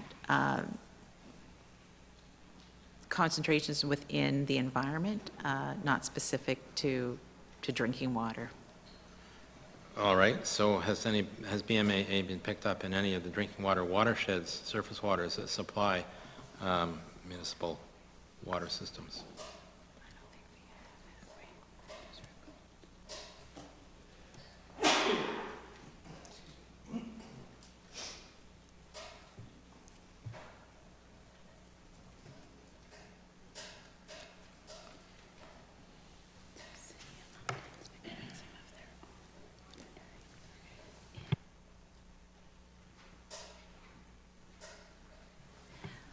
I don't have results with me here today, but I do understand that the City of Moncton has been looking at this within their watershed area.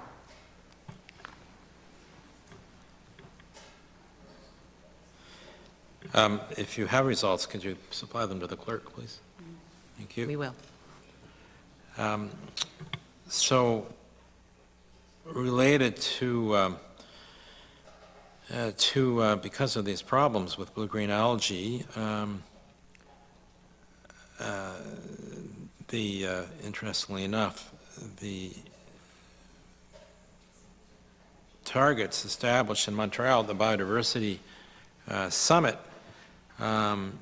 argued that, or I guess the agreement was that jurisdictions try and reduce excess nutrients that drive these blue-green algae outbreaks, reduce excess nutrients lost in the environment by at least half by 2030. Do you have adequate legislation to actually drive reductions in nutrient loss to the environment?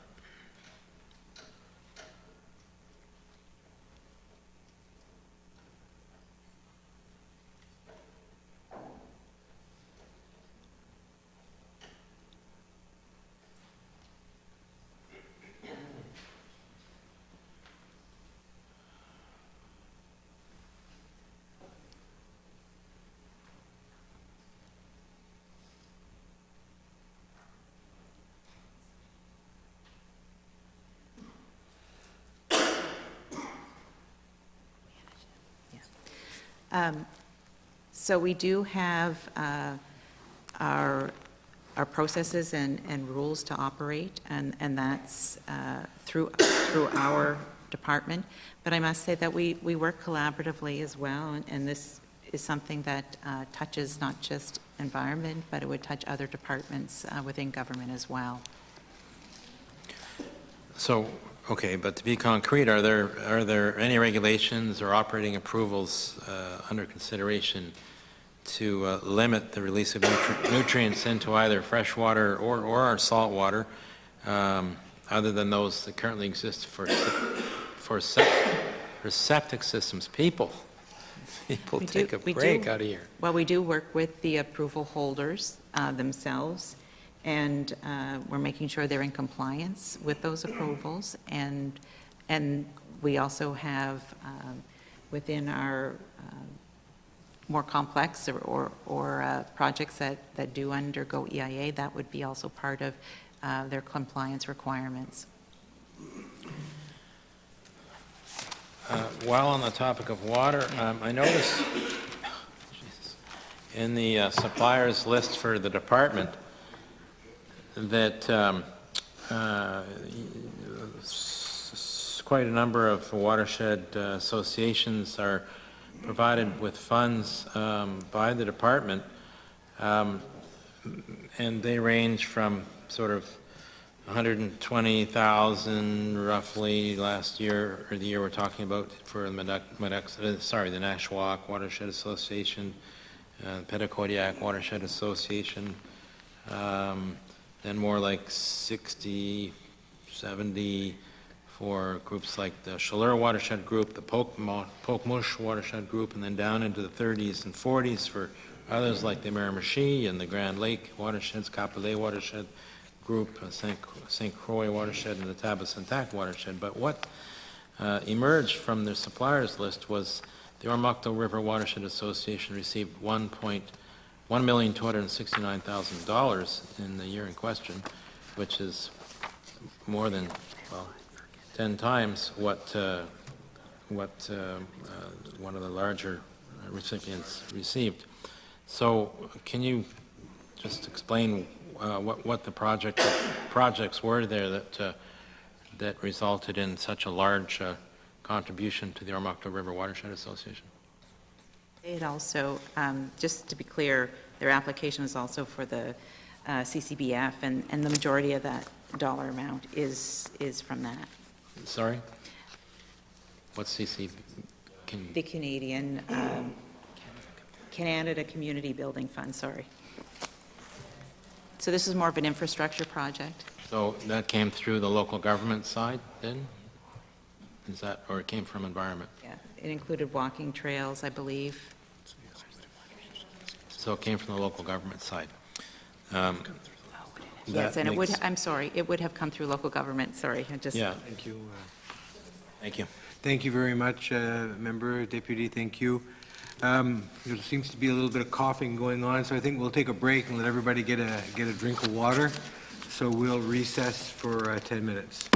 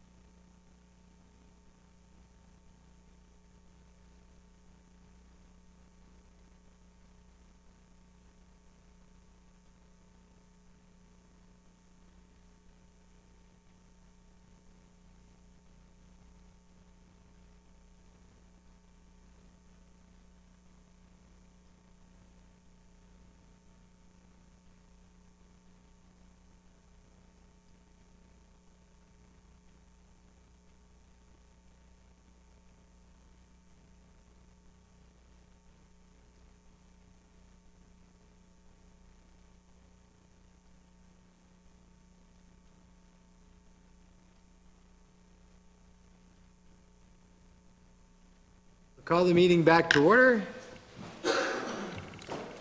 Welcome back, everybody. I trust everybody's feeling a little bit of relief. Monsieur Leblanc, the floor is yours. Thank you, Mr. Chair. I also glad that the department's here, the staff this afternoon. My line of question is maybe something that it's always been in the fold of the environmental concerns, but in the last throne speech, there was reference moving forward with natural gas development. And most of the times, the Minister of Energy is mused about that topic also. So given the significance of the environmental concerns, can you advise what discussions the Department of Environment has had with the Department of Natural Resource and Energy Development related to the environmental concerns with shale gas?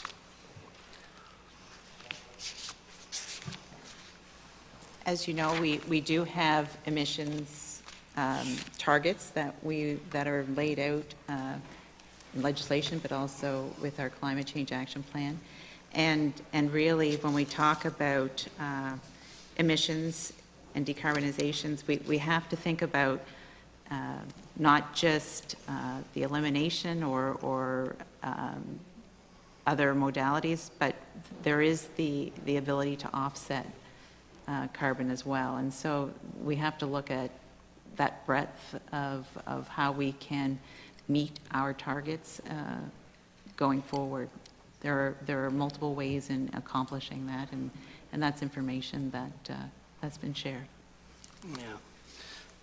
So on the shale gas aspect, like we know that the contaminated byproducts of water on hydraulic fracturing is the main concern. And we know that it's presently not viable. There's no options to dispose of the contaminated water. So is the department aware of any information to the contrary?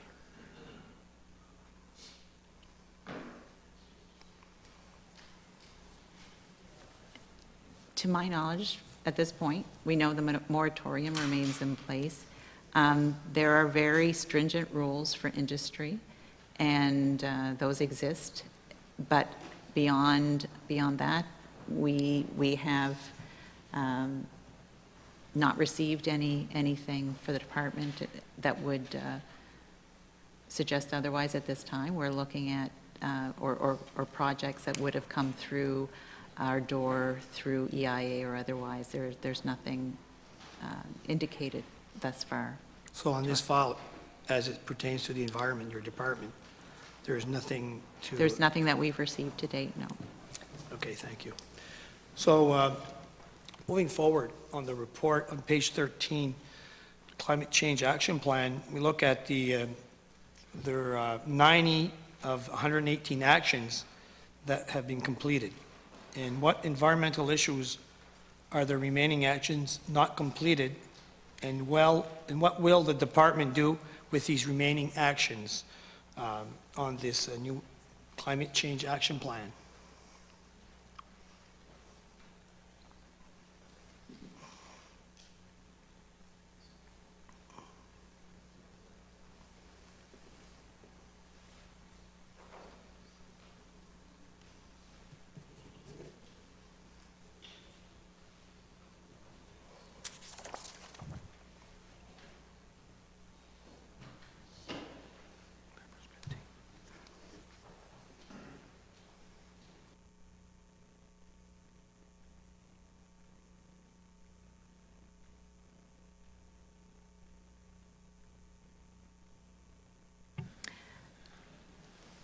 I know there was a commitment to realize 75% of those projects. 76% were realized, so we did meet our target. As far as the remaining, there are various reasons. I mean, some of the timelines were longer than anticipated. We certainly had seen some changes in priorities, and we were, as we worked on the new renewed climate change action plan, these were certainly considered, and even if they're not explicitly laid out in the new plan, They're still there as a focus for the department, but they may have just been reprioritized based on what we need to do going forward. Okay, so talked about timelines and completion. What were the main obstacles for taking so long in completing the new climate action plan for, that was planned in 2022?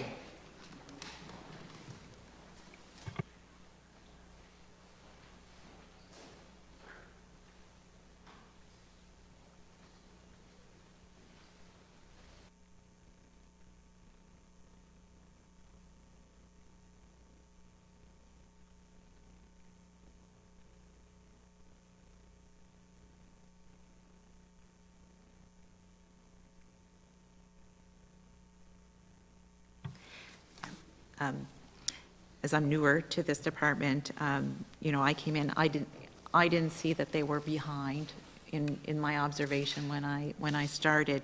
What I did see is that there was really due diligence to make sure this next action plan was measurable. As it's laid out, it's 30 actions that are clear and show that they're going to move the dial on where we need to go. And so I would say there was a really conscientious effort to consult and do what was necessary in order to make that a plan that New Brunswickers can see themselves in. All right, thank you. So, in the same topic, can you give us an overview of the 3 projects under the Natural Resource Canada Regional Adaptation Capacity Expertise, or the program that's called BRACE program?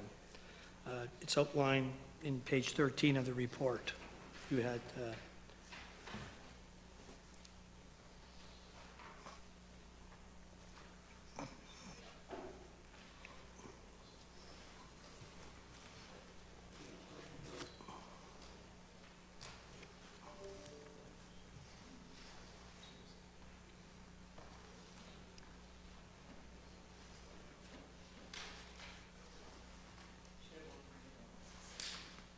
it's in the middle.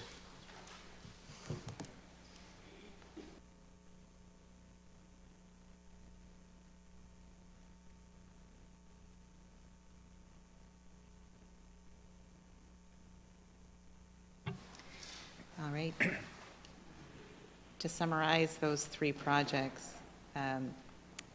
we have training professional engineers on implementing climate change considerations into their work, promoting the use of natural infrastructure as a viable adaptation measure to professional engineers and planners, and third, training professional forest managers and private woodlot owners on adapting woodlots to the expected impacts of climate change to really develop more sustainable and resilient forests. So was this done, thank you, so was this training done for the civil servant staff, or was it done for outside the civil servancy?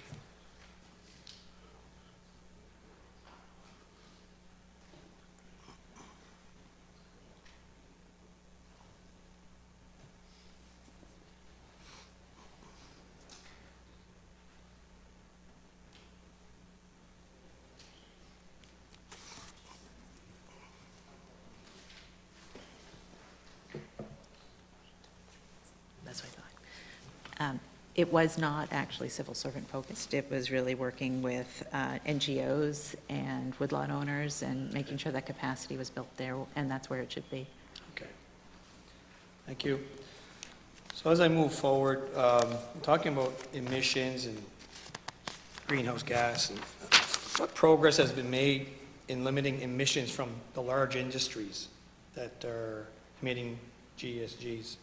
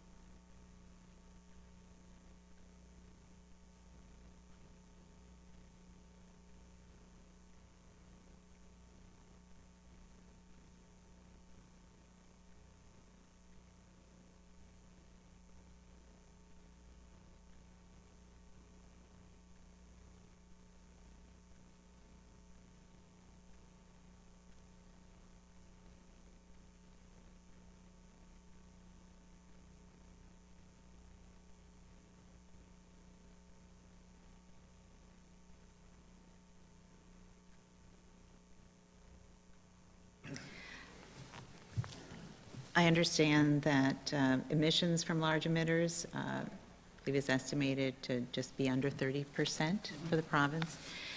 And as you would probably be familiar, we do have our output-based pricing system. That is our tool to help move the dial as it relates to large emitters. And we've seen really efficiency programs and process improvements. We've seen heavy fuel moving towards natural gas or biomass or other things that are less carbon intensive. And at the end of the day, really, like I said, finding those efficiencies. And there have been closures too, so some of that has been accounted for in that number. Okay.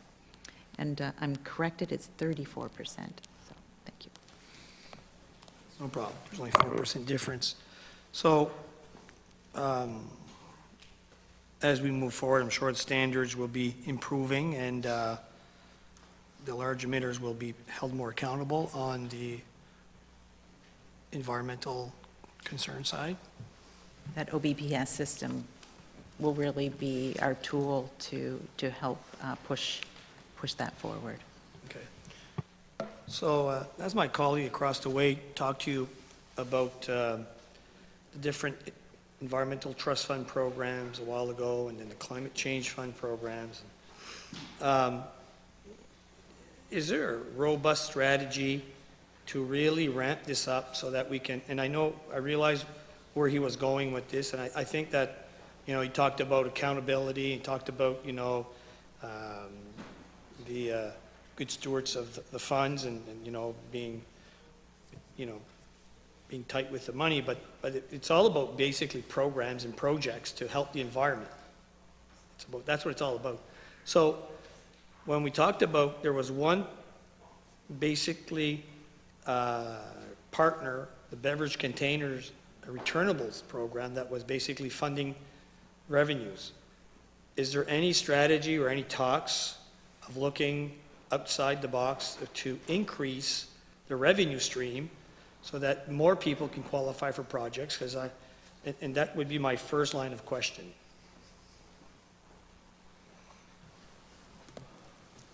I do think there's opportunity as we look at options and looking at our criteria and looking at the framework and solidifying, making, measures and outcomes more robust in how we share that with the public, that there is opportunity to look to the future and how might we continue to fund these types of projects going forward. Okay. So has your department at least looked at other jurisdictions? Have you done a jurisdictional scan to see, because there are similar programs in other provinces, obviously. Are they just based on beverage containers, returnables? Or how do they really fund their ETF fundings?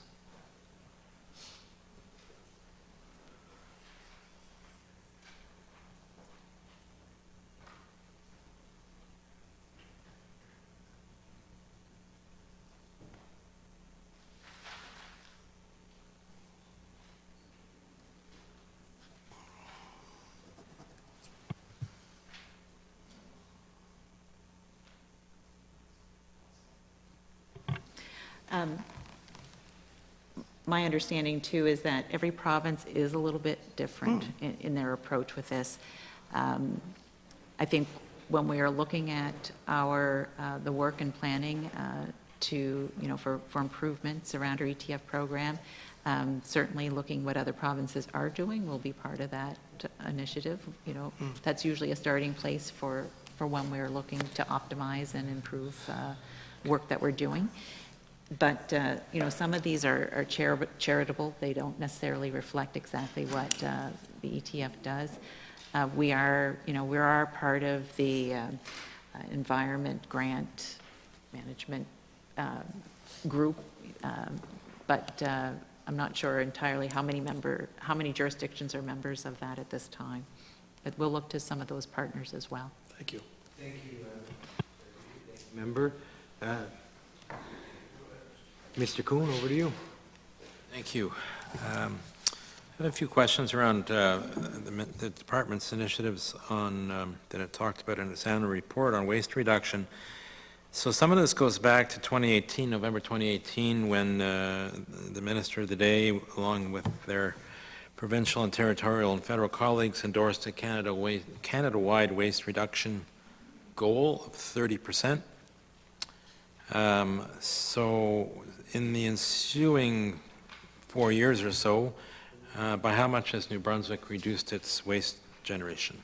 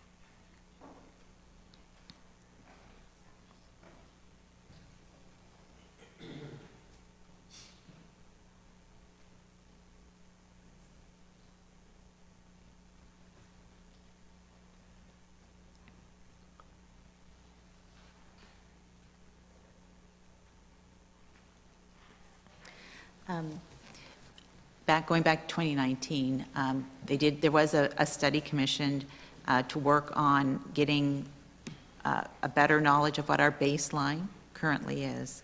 And that work is ongoing, and we're looking at how we can measure that going forward.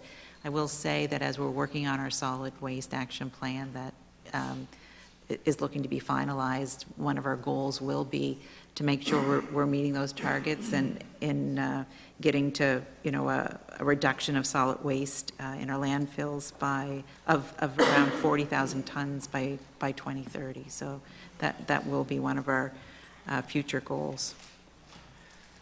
Sorry, did you say that the baseline work is done or still underway? It's complete, but we're looking at that information now to help inform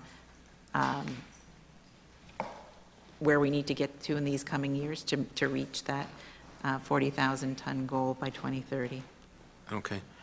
And I'm assuming that part of that, as you mentioned, and the annual report refers to the consultation around the solid waste management strategic action plan. That's intended to help you reach this goal, right? Yes, that's correct. So is that plan now complete and launched, or is it still? Eminently, we're in the final stages of Okay. putting that together. Okay. Great. Because the last one was 2001, as your annual report points out. So good on you guys. And part of what's going on in the world of waste is, under your highlights, you mentioned some amendments to the designated materials regulation to support the anticipated waste diversion program for packaging and paper products, applying that extended producer responsibility approach. Everything I've read from, and Recycle New Brunswick has the lead on it, I guess, and everything I've read suggested that they intend to have that in place by spring or summer of this year. Do you know if they're still on track for that?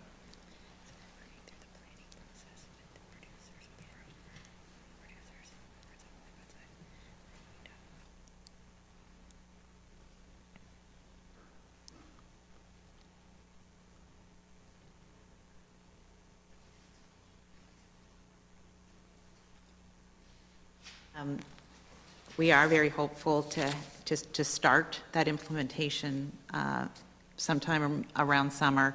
They are working with the producers currently, so that's to really help and finalize that plan, and then we'll need the rollout and the implementation. So it may come in parts, but we do anticipate getting some implementation started. So is the department working hand in glove with Recycle New Brunswick on this, or has Recycle New Brunswick just delegated the work and they go away and do it?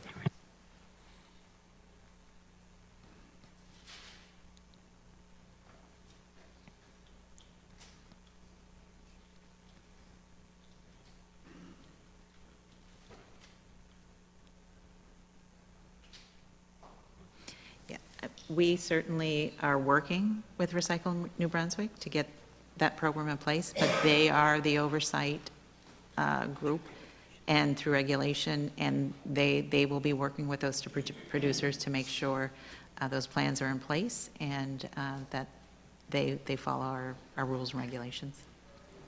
Okay, thank you.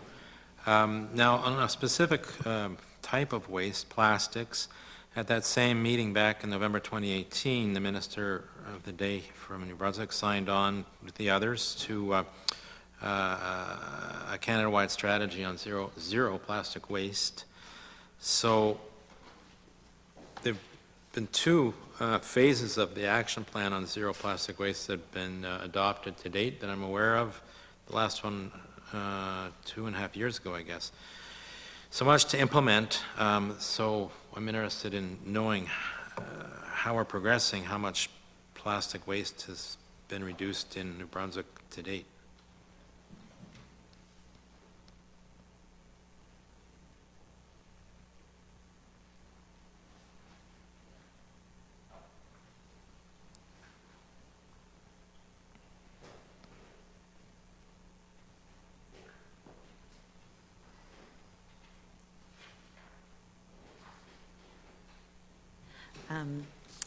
Certainly, I'll call it the plastic bag ban, that was on our radar as a government, but we worked knowing that our federal counterparts were moving their own legislation forward and creates consistency, and we wanted to make sure we supported that. And we are already seeing some of the impacts of that came into effect, at least for the manufacturing production at the end of this year in December.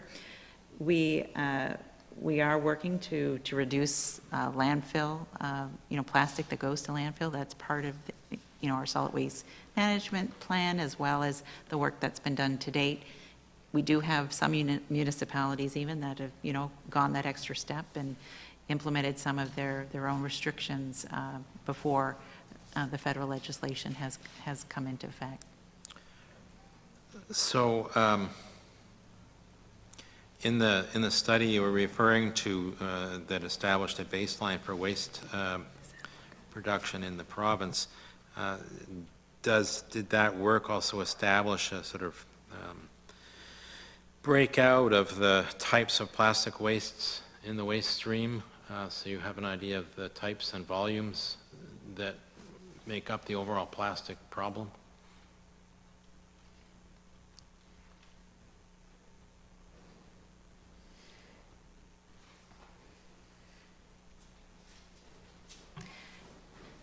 The study did look at different program types, and so there is information on those components, plastics and being one of them. And that's how we've informed our own EPR programs kind of going forward too. So do we know, does the department have a look at both ends of this? In other words, so there's microplastics now readily detected in shellfish, mollusks, both on the Gulf of St. Lawrence coast, off New Brunswick Bay of Fundy coasts. So I have a hunch it's not plastic bags that are contributing the microplastics to that problem. So is the department sort of connecting the dots between its commitment here towards eventually achieving zero plastic waste and prioritizing those things that are causing, those plastic wastes that are causing the greatest impact on the environment?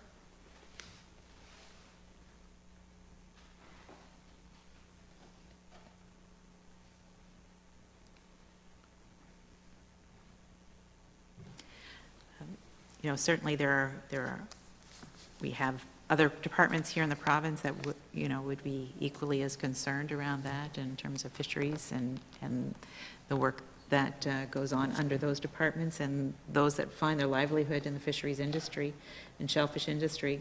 I can say that we are part of CCME. We work across jurisdictions and with our federal partners, and we'll be looking to continue to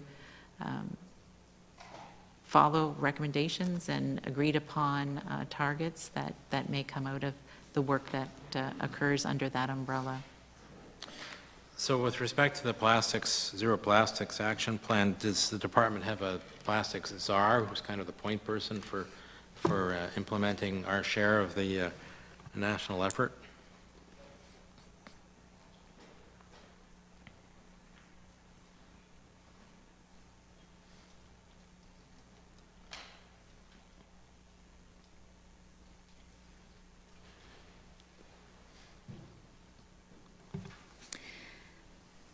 It's really sort of an ongoing iterative process. We have staff that sit on those committees, and they bring that information back to the department. We work with our stakeholders.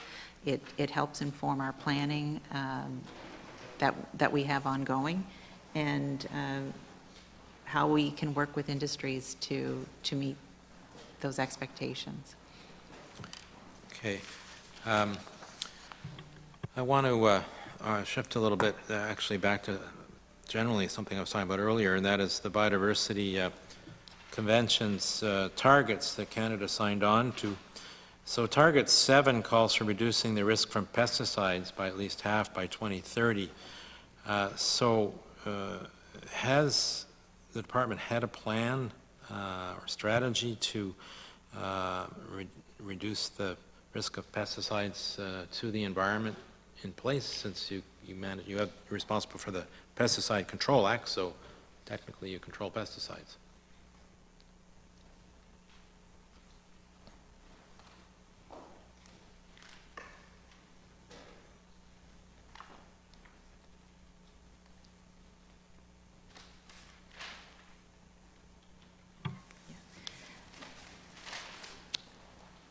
So with the, the federal goal to reduce pesticides, that is something that we're looking at closely. But in the meantime, as you'd be aware, we've reinstituted the Pesticide Advisory Committee. We're working on those recommendations. We've got a department, we work with users, and we're looking at our templates and criteria that would be required for approvals at this time. One of the, so I guess then it's a question of, there are some pesticides that are more problematic than others in terms of prioritizing those that you might want to reduce the use of. And I'm thinking of the neonicotinoid pesticides. 3 were banned in Europe particularly, and they were set to be phased out by Health Canada in 2018 after they did an extensive reevaluation of their ecological and health risks associated with their use, particularly in aquatic environments, which is important to New Brunswick, given New Brunswick is made up of a lot of water. So they were to be phased out over 3 to 5 years. In 2021, Health Canada reversed itself inexplicably and said, well, they'll continue to approve their use. They wouldn't eliminate them from this market in Canada as long as they were used with some mitigation. So as the provincial regulator of pesticide use, has the department therefore enacted any regulations to mitigate the use of neonicotinoids?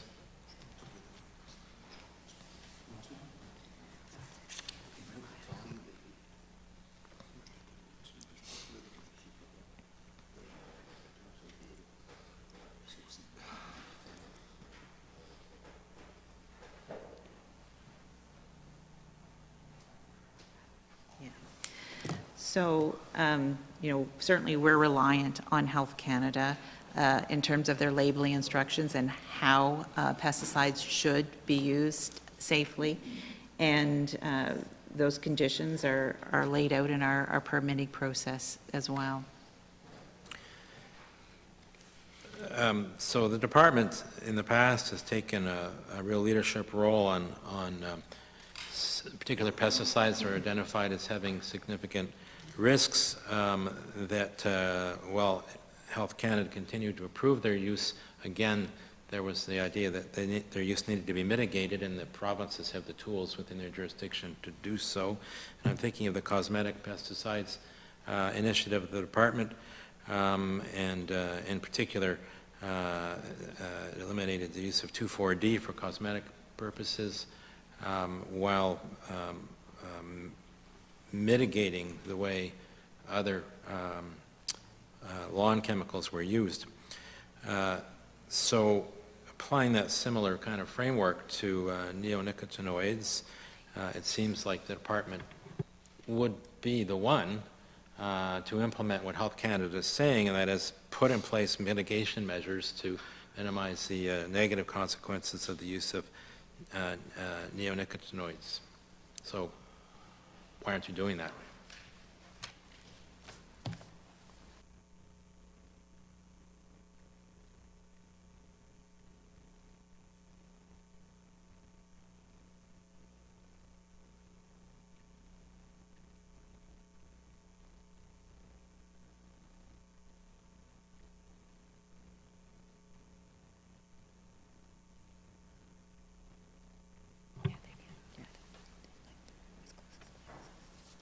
So my understanding is that neonicotinoids are largely used around agriculture.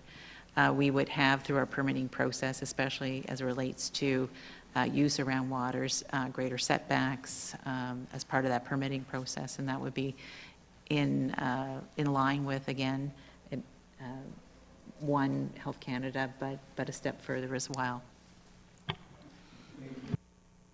Deputy, thank you, Member. Monsieur Leblanc, over to you. Thank you, Mr. Chair. So I want to continue on the climate change funding, and so as we were wrapping up our discussion, our Q&As, you were talking about different ways of, looking at the revenue stream. Are there any discussions that potentially could you could look at increasing the revenue stream with other different partners? When I look at the, just for an example, if I look at the, all our electronic data, our electronic data machines, when we recycle them, where does all that revenue go to, and how does that work? And there's other opportunities. So I'd like to know if you're looking at different ways of increasing the revenue stream. ETF first. As I said before, we will be looking at options for revenue streams for ETF going forward. And, I can't commit to any particular area, but we'll be fulsome in our approach and looking at what can be done. So when I look at, in my area, that the environment is the environment and Mother Nature is not sparing us in the last few years, especially in the southeast part of the province when we've had Hurricane Dorian, and we've had recently Hurricane Fiona. And it's damaged a lot of properties, and there needs to be a lot of robust plans as far as climate adaptation plans. I know there's been some requests from certain partners in our area. So with the municipal reform that has just been started in January, are these new municipalities going to start to be forced to look at climate adaptation plans on coastal areas?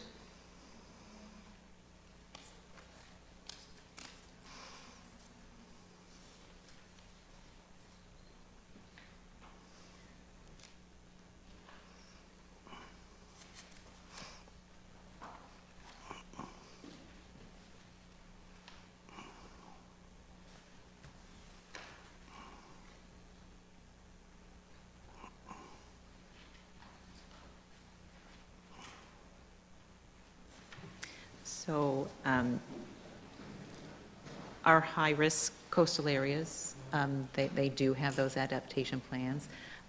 We do have to look. There may be some areas that, we may have to look and combine or adapt or see about furthering those adaptation plans as a broader community.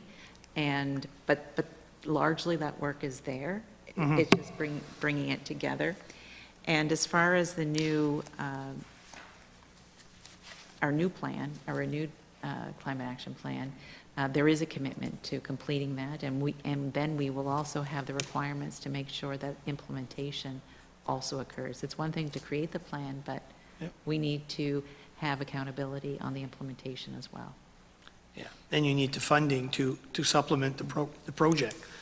And don't forget, with the reform, and I know that from my past experience, most municipalities were asked to have plans on climate adaptation plans, but most of those new municipalities have been, and in the reform, they've amalgamated some local service districts.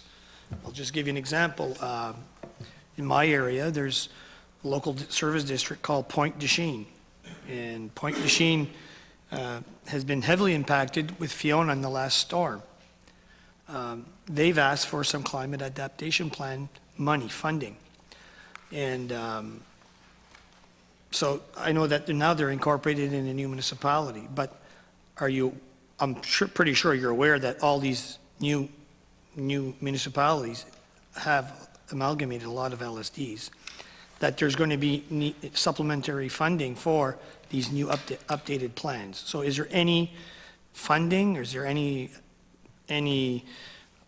as we look forward, to make sure that these communities have these robust plans?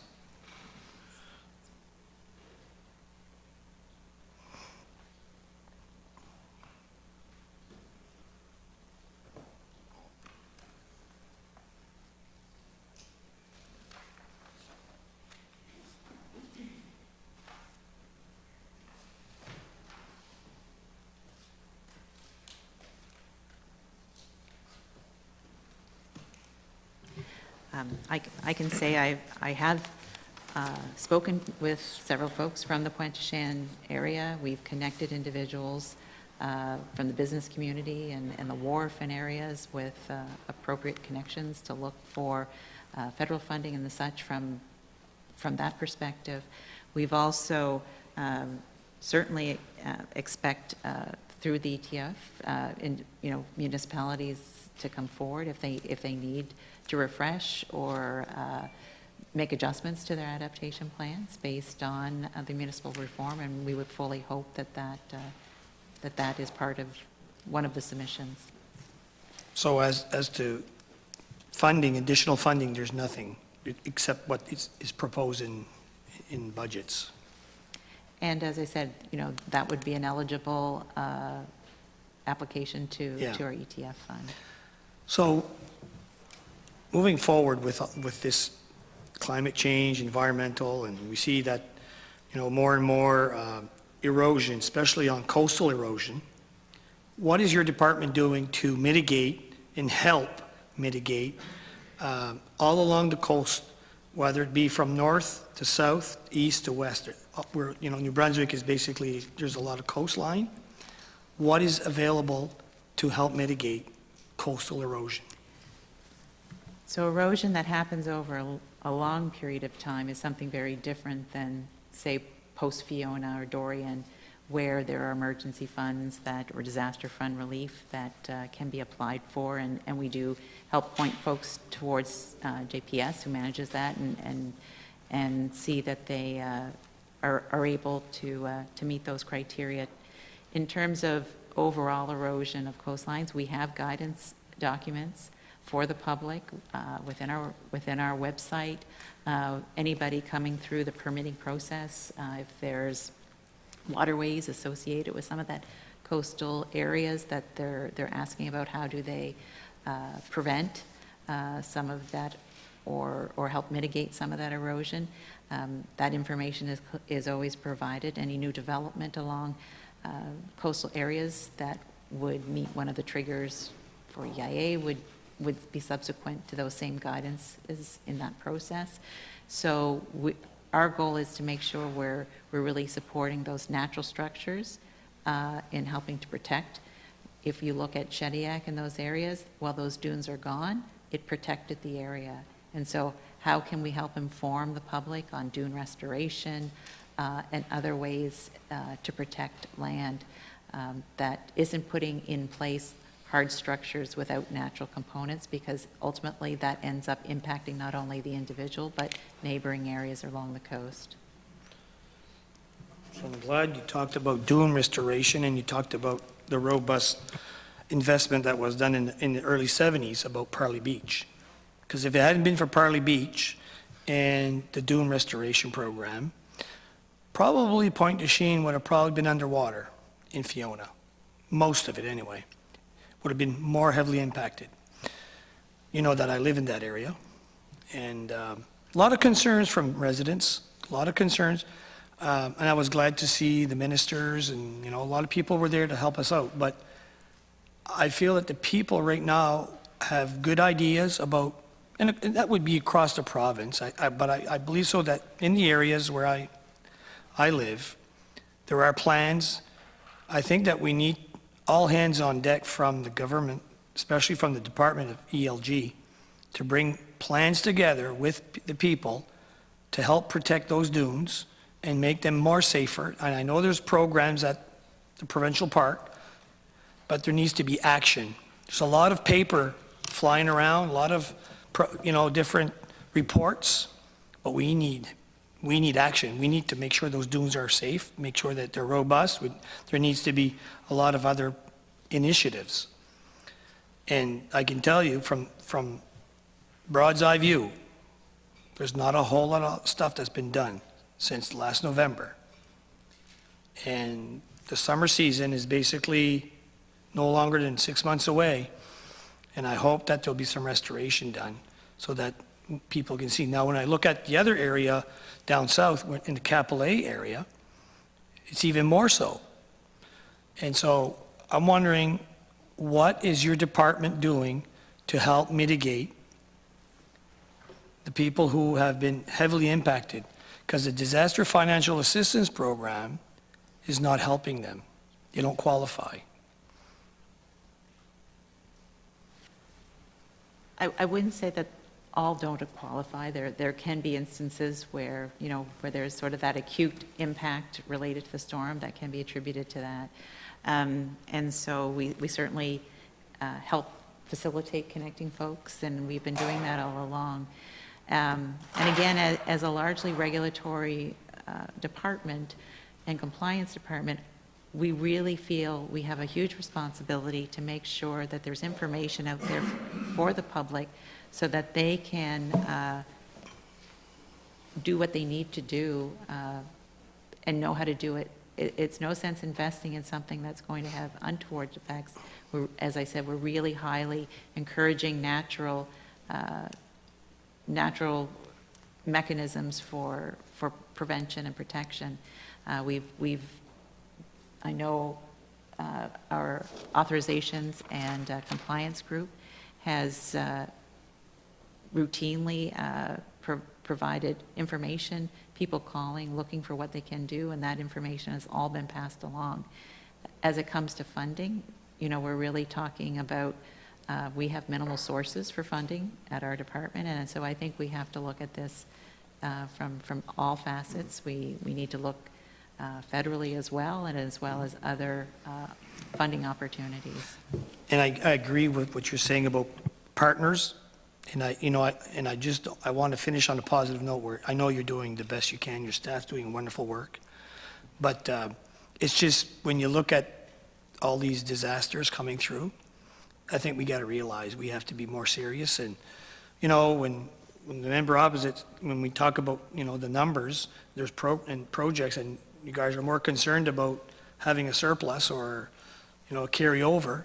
I mean, we wonder, are you guys really concerned about getting different projects or programs in place to help mitigate? So I hope that my question's been positive and enlightening, and as we move forward, I hope that you can realize that it's important for all New Brunswickers to be concerned, but also their projects and have a viable and solution to help move forward. Thank you. Mr. Wedmore? Thank you. And look, I just want to make sort of a comment, and one nice thing about in committee is we get the opportunity to have more of a two-way and three-way discussion. So I'd like to comment in regards to my colleague from across the way asking how you can find more funding for the Environmental Trust Fund and the Climate Change Fund. I hope I'm not putting words in your mouth. My concern is, you got enough money, how are we going to spend it? And instead of trying to build up surpluses, I'm probably going to get my knuckles rapped, but I mean, when you've got a $775 million surplus, what we have to do is, you know, certainly my feeling is our job as legislators is to listen to what you have to say and find ways to, you know, invest it properly. So I guess what other ways could we, you know, be investing that surplus as opposed to throwing it in the bank? And I know it's sort of not going to be popular, but anyways, you know, that's my concern. We're taking enough money from the electorate and their constituents. We have to come up with good ways to spend our money, and if you've got any suggestions, I'm open to listening to them. Thank you. And as I think I've shared previously, you know, we will be working to look at options regarding the surplus. That is a clear recommendation from the AG, which we fully agree with, and that information will come to government. Thank you. That's all I have. Sure to pick up some bandages to look after your knuckles for tomorrow. Mr. Kuhn, over to you. Thank you, Mr. Chair. I just wanted to, I have one question to sort of clean up on the questions around pesticides. And the department once annually published the statistics on pesticide sales by product and volume. And so I'm wondering, is it, in the context of looking at reducing pesticide use as a goal, does the department still track that data?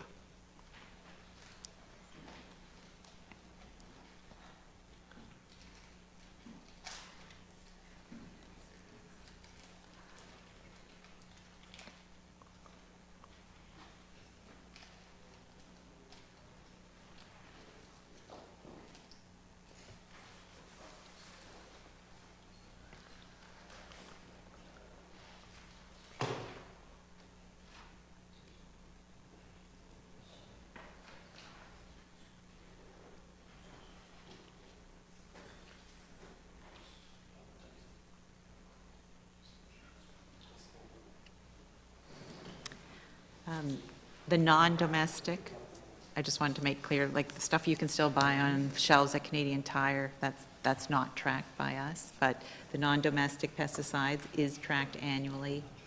That information is available upon request. So what are the trends overall then in those sales? Are you seeing increases or decreases overall, or what's that look like?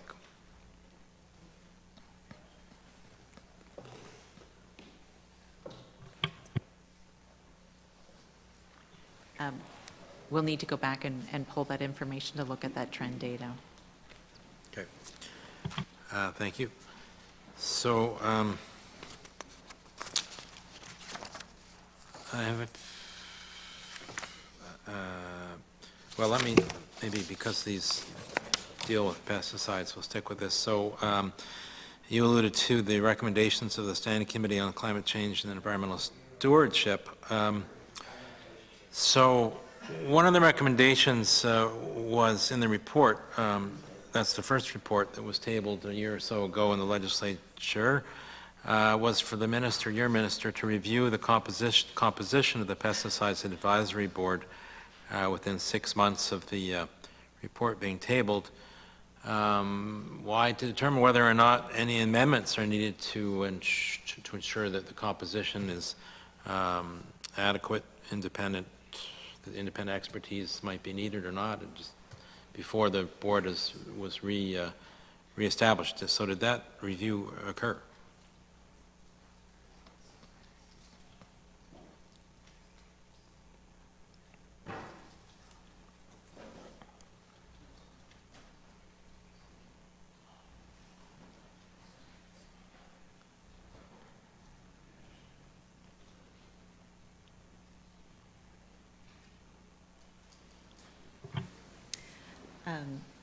Again, all those departments have been brought back to that committee that were originally there, and to the board. And we've also have the minister's ability to bring in third-party expertise as needed.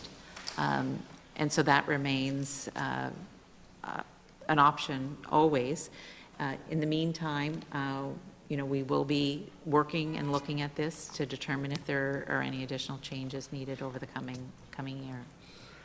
Well, that was kind of the point of the recommendation was because the membership of the Pesticides Advisory Board is prescribed in the legislation, the Pesticides Control Act, whether or not it was adequate, and if not, to bring forward amendments to modify the membership in the Pesticides Control Act. Again, to ensure that there was adequate independent expertise represented on the Pesticides Advisory Board. I mean, the committee unanimously supported all the recommendations. The minister was a member of the committee, so I'm interested in whether that actually took place. Well, again, we wanted to work with the committee as that Pesticide Advisory Board was reconvened. We wanted that input in going forward and working on that recommendation. So that step's been done. We are meeting, and that work continues in looking at what that composition or if there are changes needed. Okay, thank you. Some of the other recommendations relevant to the Act, well, and other legislation you have. So the committee recommended that a 100-meter setback be established for watercourses and wetlands with regards to aerial spraying. So has that been implemented by regulation? We're still looking at that information, and it's being reviewed. Would that be the same answer for increasing setbacks for aerial spraying from households from 500 meters to a kilometer? As you can maybe appreciate, a lot of these are fairly large exercises to look at the impacts across the province. That work is ongoing. I have been privy to the work that's been happening, and those recommendations, some of them are quite broad. We needed to look at and work with the advisory board and making sure the work that needs to happen aligns with the intent there. Has there been any progress on the recommendation that was made to ban spraying of pesticides in protected watersheds as designated under the Clean Water Act?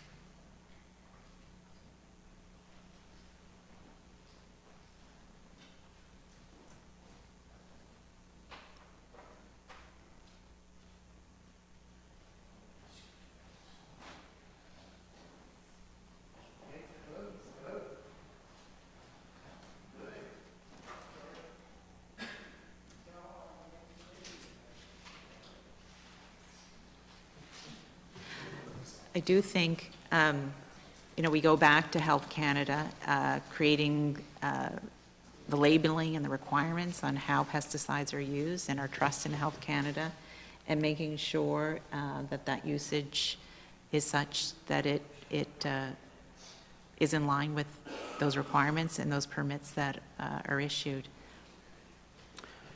Well, but the province has its own Pesticides Control Act, its own mandate around pesticides to minimize risks to the environment and people, which is why the committee unanimously recommended that spraying pesticides be ended in protected watersheds as designated under the Clean Water Act. So my question was, is there work on that to look at implementing it, or you There rejected it? are certain areas, and we're still looking at aspects of that recommendation, but drinking water supply and ability for certain entities to spray in those areas for the drinking water supply.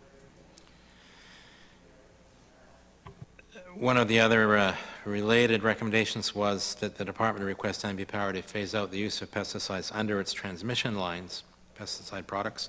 Have those conversations been undertaken?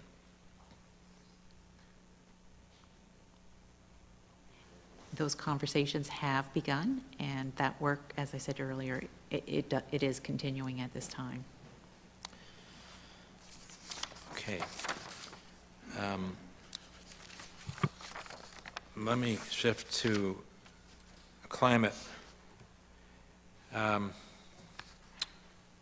So back when the Earth was somewhat cooler in 2017, the Auditor General did quite an interesting study on climate change and how the government was responding to it. He made a couple of pertinent recommendations for today's discussion. One is that the department finalize an implementation plan for its climate action plan. Well, you've got a new climate action plan, as you say in the annual report. And the Auditor General recommended that implementation plan look at how and when the actions identified in the climate action plan be implemented, and how, particularly, how the department intends to monitor and report on progress. So is there an implementation plan in the works for that?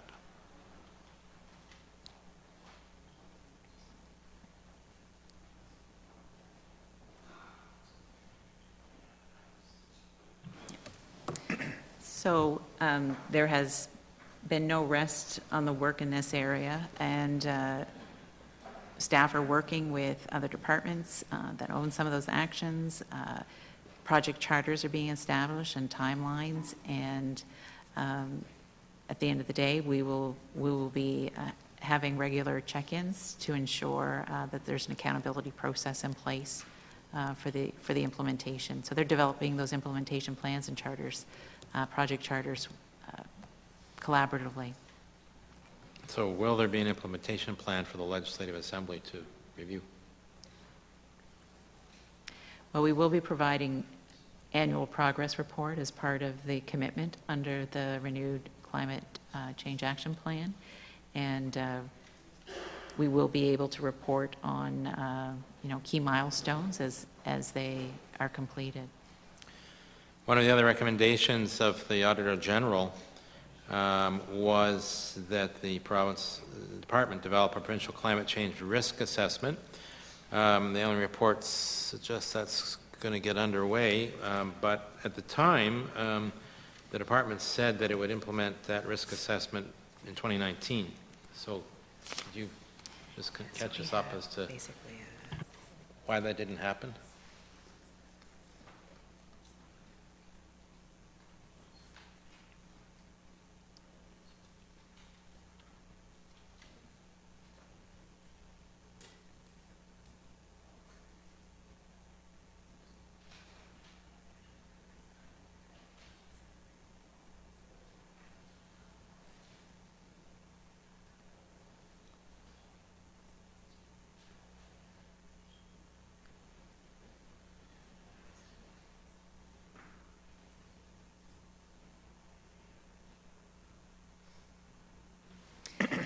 So,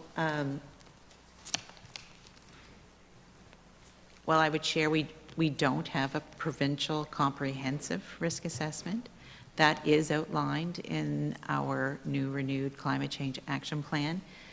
But that's not to say that there isn't substantial work that's already been completed with municipalities and areas across the province, coastal areas as well. And so we are committed with that action plan to a provincial risk assessment, but there are significant accomplishments around that are available and completed across the province. Well, I'm asking because, I mean, the Auditor General recommended in 2017, the department committed to having it done by 2019, and that didn't happen, so there's a new commitment to do it. Is it going to happen? Well, I'd say between that commitment and this renewed plan, there's a lot that has happened within the province, both on the health front with the pandemic, but also with the group here, and moving to actionable items and measurable, and having an accountability framework around that. And so I have confidence that we will achieve that. Is there sufficient capacity in the department to deliver on these commitments? Is that why the risk assessment wasn't done as originally committed to for 2019?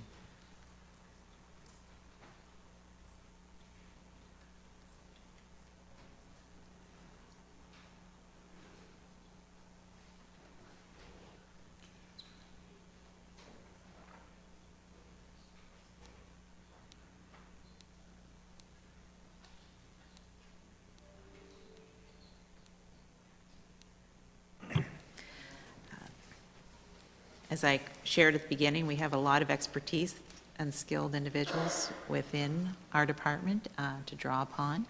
That said, capacity will not be an issue. We always have the ability to rely on other consultants to assist us, and we commit to that if necessary. But we also have some opportunities as well to build better, understanding some other jurisdictions who have completed risk assessments, and how we can learn from that and have a bit of a jumping off place at this point. Thank you. Thank you very much. Monsieur Lagacé. Thank you, Mr. Chair. I don't have any questions, but just a short statement. First of all, to thank Deputy Minister Liston for, number one, we had a robust discussion today, but it was nice to get you and your staff gave quick answers. There's nothing more frustrating for us than spend most of our 15 minutes in dead silence waiting for an answer on a question when you've got a whole bunch of other questions. So I really appreciate how quickly you came back with some answers. We also would like to mention, we did talk a lot about capacity and budgets, and please understand that we understand the amount of effort that is being put through by your staff and yourself, and it's not an indication of frustration with the effort that's being put in. I believe the frustration is more around capacity and the willingness to use what's available. There is obviously some gaps that have been identified. There's some resources available that don't seem to be used, and I think that's where the frustration, and to get back to the previous discussion we had around fiscal responsibility, I personally believe that if you use the funds for what they were intended for, that's very fiscally responsible. I do not think that money sitting in a bank account or a GIC, like the member opposite talked about, earning interest when it's supposed to be doing something good for the environment and for New Brunswickers, is a wise use of those funds. So I think fiscal responsibility is actually putting the money out there, even if it's not perfect, but looking for that bolder agenda to get moving as a province, because we have the ability to do it, and so does your department, and I think you can count on us to continue to ask the powers that be to give you that opportunity. Thank you again. Thank you. And Minister, if you'd like to reply to that statement, go ahead. Sure, no, thank you. We certainly appreciate the questions.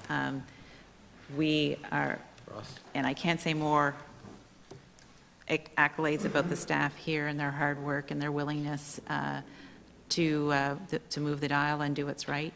We increase transparency, improve information for the public. That's a go forward. And we are in complete agreement with the AG, and this is a dollar amount that has, over time, risen to an amount that is quite large. And it is something that we need to look at and how we can best utilize that surplus fund, and those will be options placed before government for decision. Thank you. Mr. Kuhn, back to you. Chair, in the annual report describes that the department has launched a communications campaign to educate New Brunswickers about the causes of climate change and the opportunities to participate in solutions, which is excellent. So I'm sure we all want it to succeed. And to that end, did the department do any polling to establish a baseline to determine where awareness was at among New Brunswickers, both with respect to the causes and to the opportunities to participate in solutions?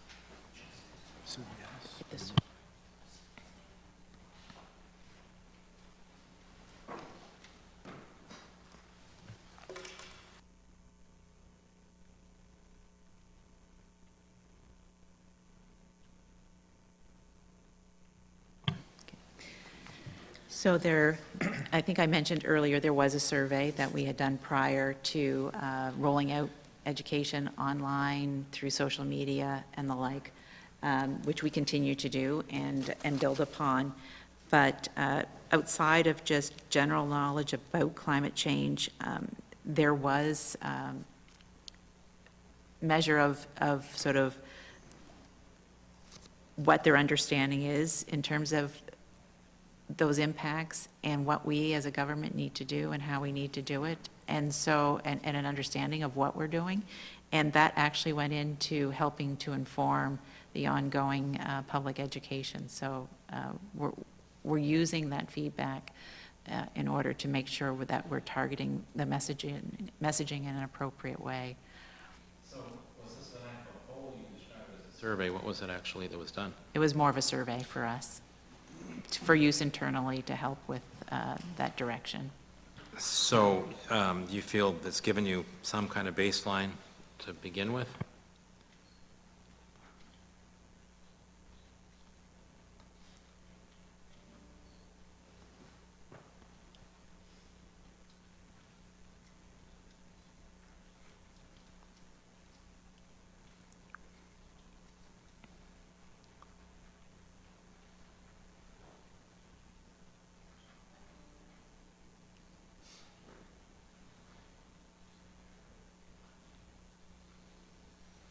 So that survey did become part of a broader government survey, that part being focused on climate. And as I mentioned before, outside of general awareness about climate change, it also assessed, climate change impacts, as it relates to New Brunswick. But there was also information around geographical awareness, as well as gender awareness, and so that also helped to further target the information that we're providing. Okay, so then, if you've sort of got a baseline, how are you going to determine the effectiveness of the communications campaign you're funding? Yes. No, how are you going to determine Oh, we're going to whether it's effective or not? resurvey after a period of time that this has been out there, and we've been able to increase its reach through social media and platforms. So that'd be done after a year, every 5 years? What's the? I'd say we need at least this coming year for sure of information being promulgated before we could go back and look at those survey questions. And the information, the campaign is principally, besides your website, principally social media advertising, or what does it look like? Well, we can certainly share. We've recently shared as well to invite people to go to our climate change website, and they can see that we have a dashboard on climate change accomplishments and where we're headed in terms of types of greenhouse gases and other areas of where we're seeing improvements. And so we're looking to help drive people to be active, to be aware, to prepare, to be champions for climate change. And those are those key messages that we're continuing to build upon. But I mean, you have to get someone to the website, but what about, how are you reaching out beyond? Yeah, social media is a big part of that. So when you say that, you mean you're purchasing Google ads or Facebook ads or something? And through social media platforms and the promulgation that kind of that goes beyond that. We think, in terms of our youth being key drivers of what we need to become and be as it relates to climate in our province and globally, that they are going to be our drivers, and we want to make sure we're targeting those groups as well. And those are the platforms on which they find themselves. So just so I understand, so does that mean you're actually purchasing advertising on social media platforms? Yeah, that's exactly it. Okay. Thank you. As the year we're looking at was essentially the wrap-up of the last climate action plan, what kind of reductions in greenhouse gas emissions were achieved by 2022, beginning of 2022, over, well, I guess 2017 really is when we might have seen the beginnings of, like, kind of the baseline for 2017?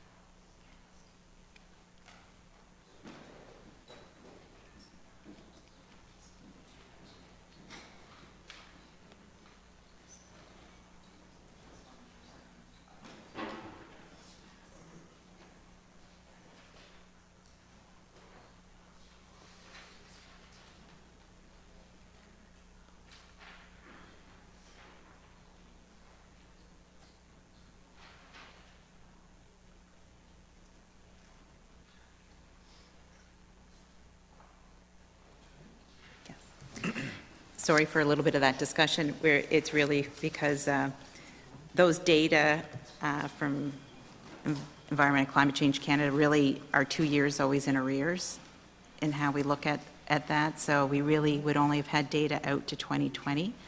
But I can tell you that the target was to be at 14.8 megatons, but we were actually achieved 12.4. Yeah, I know that, but what I'm interested in is actually the effectiveness of the climate action plan in terms of reducing emissions from when it was implemented in basically 2017 to now. Well, I understand the lag in data, but it's important to know how effective it was in driving emissions down. I mean, there was a lot of effort, time, work, and money went into implementing that plan. And I think it's 75% of it, you reported in the annual report, was implemented. So what did it achieve? Well, I mean, intangible emission reductions from the onset of the plan to when it ran its 5-year period out.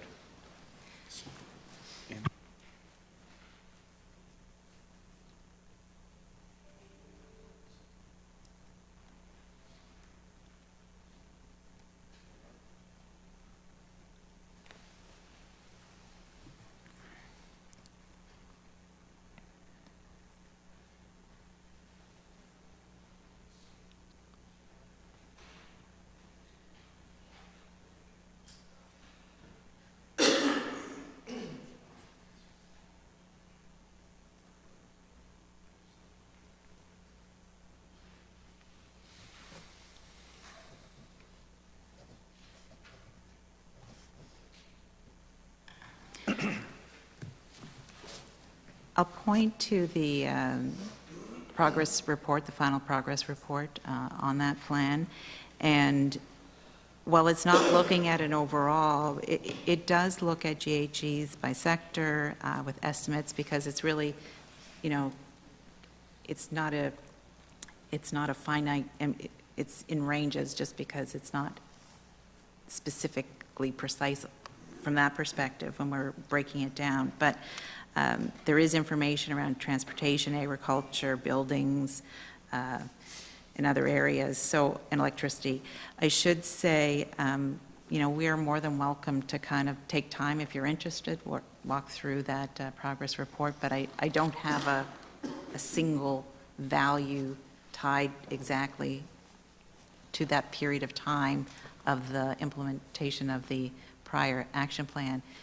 There's always going to be other variables and other factors that may impact some of that. We've had COVID during that period as well. Many people were home, not using their vehicles. There's all kinds of things that would make it very difficult to tie everything that has occurred specifically to that plan. But we have seen changes, and that's well summarized in that final progress report.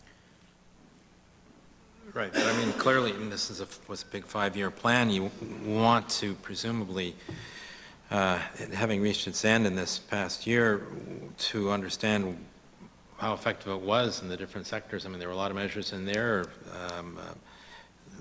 A large percentage of them were implemented, not all of them, but this committee is all about, whether public funds are used effectively or not. So was the plan effective in reducing emissions?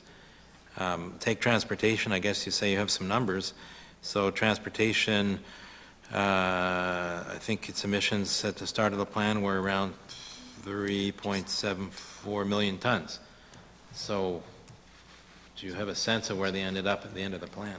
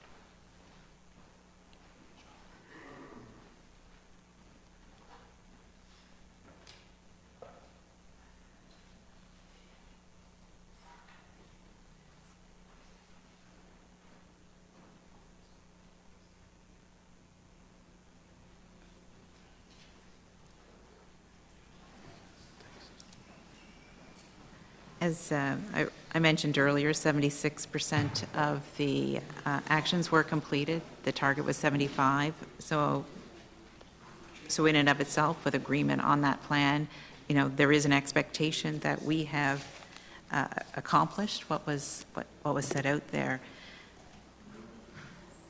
I'm hesitant to give something specific because I spoke to the variables and all those things that can impact. But if we had to give a range on the impacts of that plan, we're probably looking in the area of 0.5 to 1 megaton.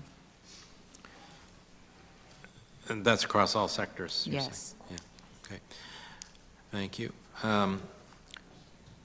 Now, on the climate change fund,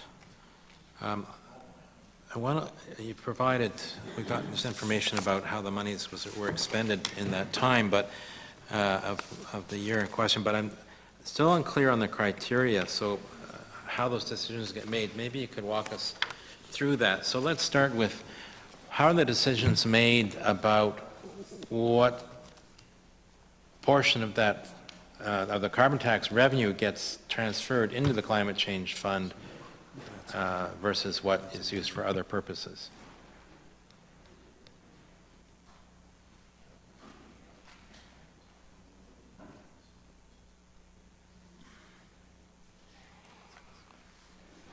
So, similar to other conversations, the amount invested from the carbon tax, that's a budgetary process and a government decision. Once that decision's been completed, we follow our process for prioritizing projects, and we approach that at intake. All projects are evaluated using a prioritization matrix and related to those areas that we talked about around adaptation, mitigation, and education. Okay, so what you're saying is the executive branch makes a decision around how much of the carbon tax revenue goes to the climate change fund? That's the first step?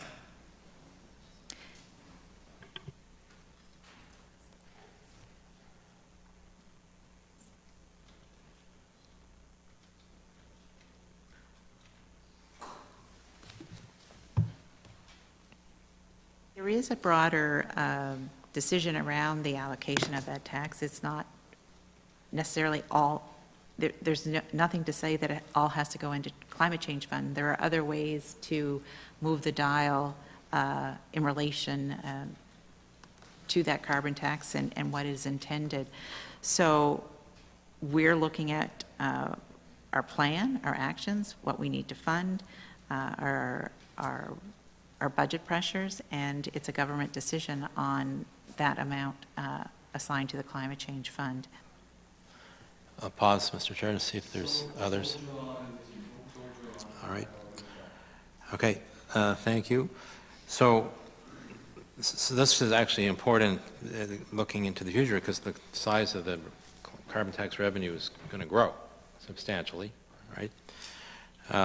So the executive branch, when we say government, we're really talking about the Premier and Cabinet, make a decision about how much of the carbon tax revenue is assigned to the climate change fund that the department is responsible for. So that's what happens, correct? Yeah. So now, is it iterative at all? I mean, do you make proposals to the Premier and Cabinet and say, we're looking for this overall amount for next year, or how does that work? Or do you just accept what you're handed? Well, we're certainly looking at what we've committed under the action plan and priorities and what those estimates look like and how that sizes up to that investment. At the end of the day, we need the funding to execute under the climate change action plan, and we're able to work with those decisions. Right, but as the climate tax revenue increases, you would assume the climate change fund would also increase in size. Someone's got to make that decision. And those will be future government decisions. This is an annual budget process. Okay, and then, once the money's in the fund, you said you've got some kind of a matrix for decision-making on how it should be allocated? Yes, it's a prioritization matrix, and we look at key climate change criteria on supports and action in the climate change plan, supports priority items from a community climate change, adaptation or mitigation plan, for example, falls under protecting public safety or human health, and or supports low carbon natural and or green infrastructure and assets. So we're looking at that across some of those key climate change criteria as well. So can you supply that matrix to the clerk?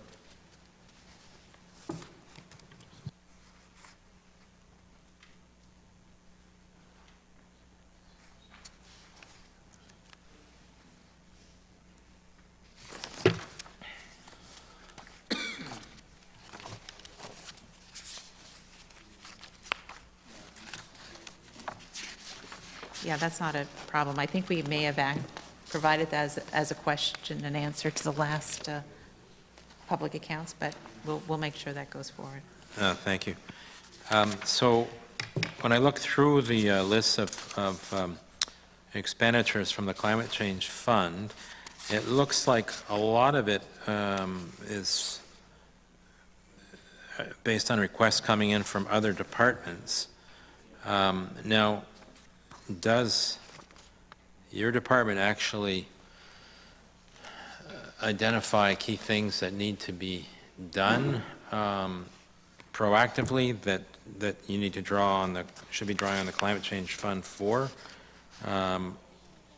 or is it principally just coming from requests from other departments?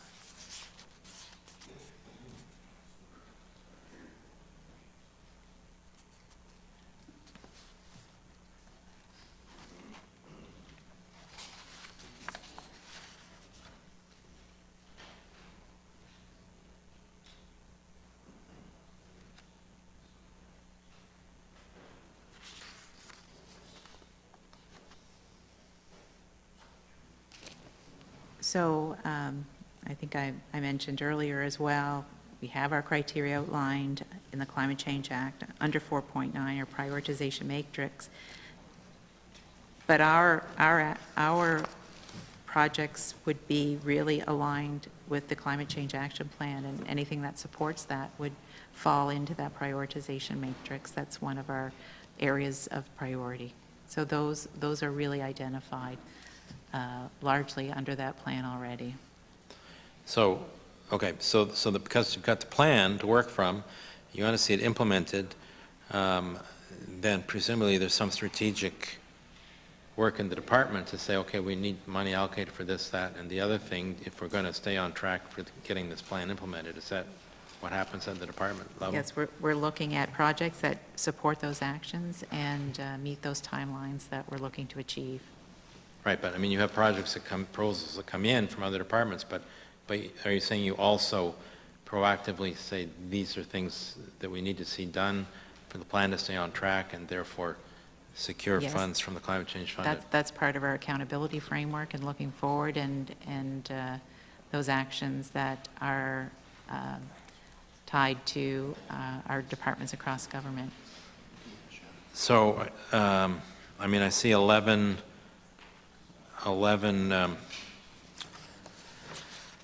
allocations here to your department where you're identified as the project lead out of all of them, just those 11. So is that an accurate reflection of the priorities that the department sees for expenditures of the climate change fund money? Or is there some other process going on where you're interacting with other line departments about what you want them to do?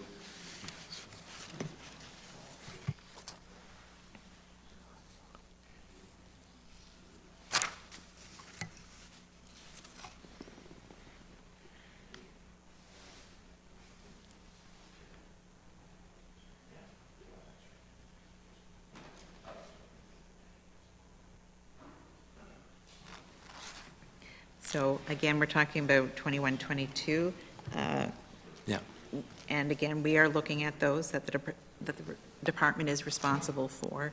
But we also do, and I think I said this maybe in a different way, but we do work with the other departments in making sure they're meeting their obligations as well. Okay. Do they listen to you?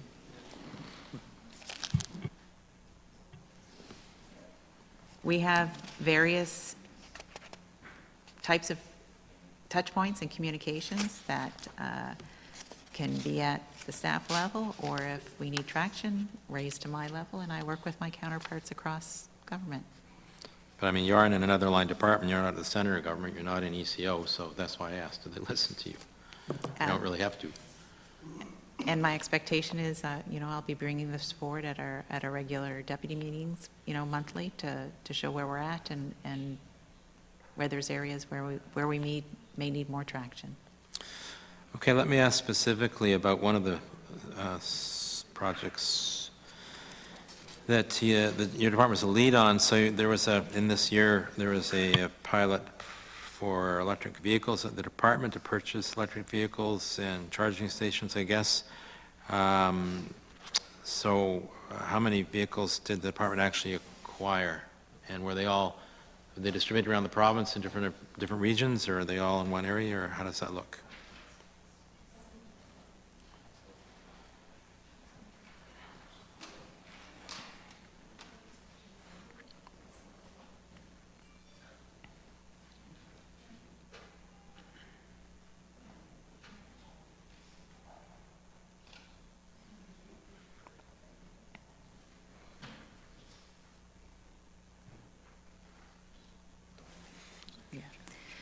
So just to be clear, for 21-22, and many would know that there was a supply chain issue around electric vehicles, so there were none purchased that year. Investments were made, though, in the charging infrastructure.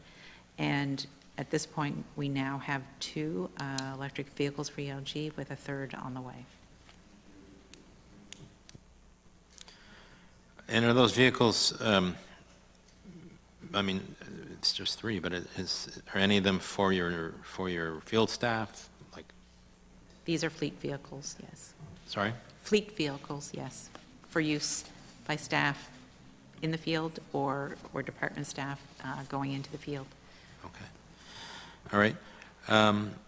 And another one that's actually quite important, which is the New Brunswick output-based pricing system registry. So this was to develop the actual registry to support that regulation. Did the registry get put in place? Is it up and running?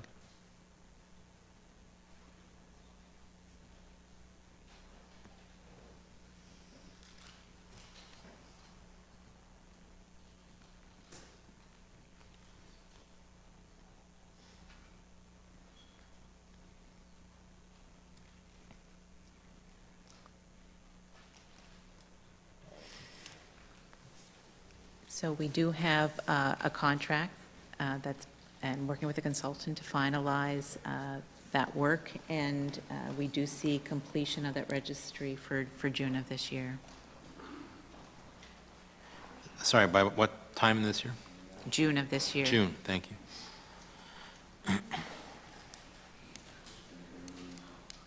Okay, thank you.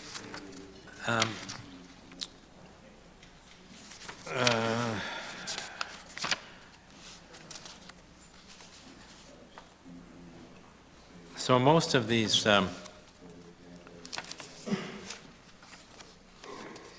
expenditures under the Climate Change Fund are in the tens of thousands, some in the hundreds of thousands.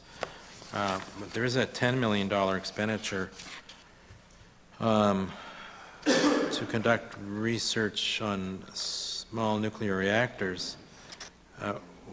Where did that money actually go?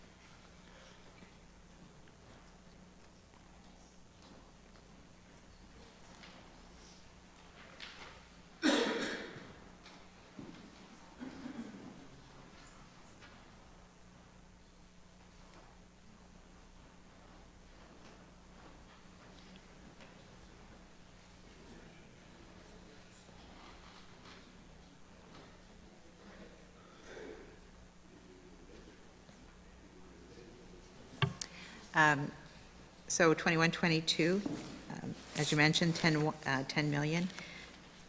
That was provided to NRED, and they would have details on how that was invested in that technology. So that raises an important point, and that is, how does the Climate Change Fund and the department, your department in administering it, actually ensure accountability for those funds being used the way that they're intended, presumably to either reduce carbon emissions or help to implement measures to adapt to consequences of climate change? Wow, okay.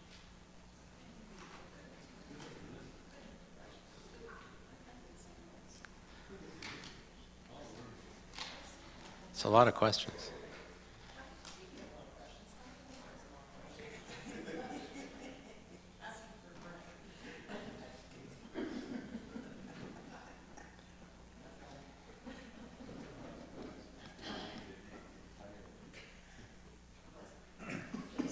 So similar to us being here today, all departments are accountable through public accounts for the dollars provided to them.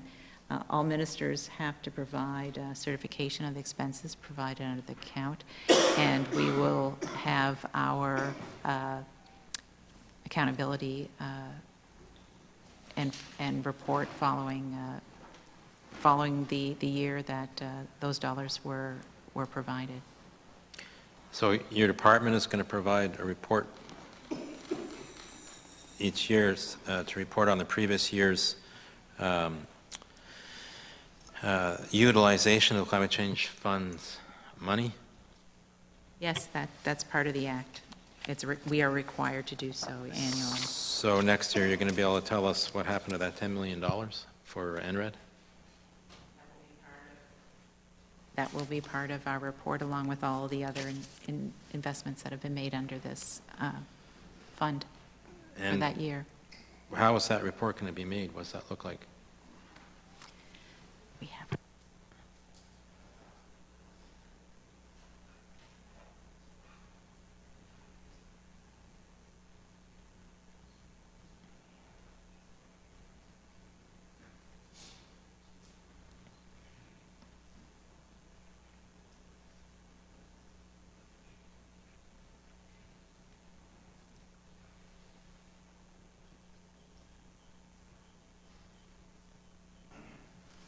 So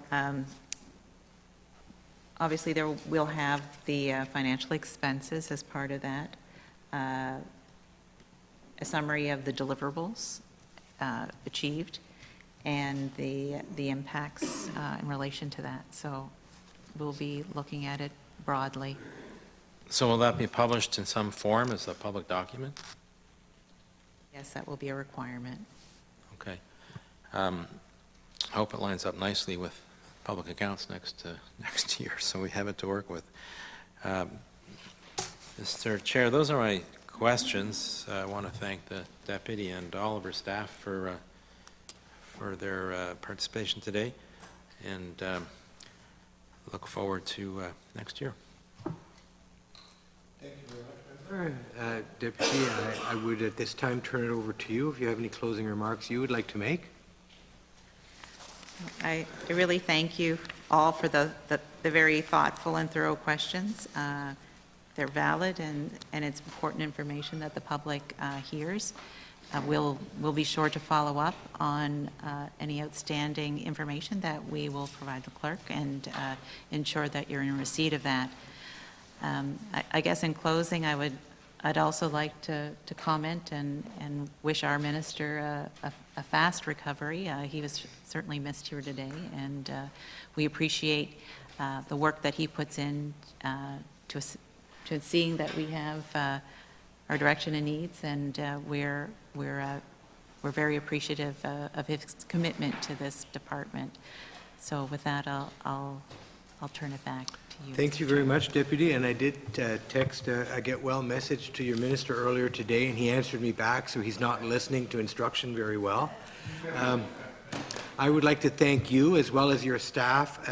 Again, I said it earlier, for somebody who's been in the department such a short time, you seem to have a good grasp, or your staff is really, really good. Staff's really, really good. So, because you seem to be Johnny on the spot or Jane on the spot with the answers, so it was really refreshing. So I'd like to thank you for the answers. I would like to thank all members for questions, government members as well as opposition members. It's nice to see that everybody's asking the hard questions and keeping the departments to account. So I thank you all for that.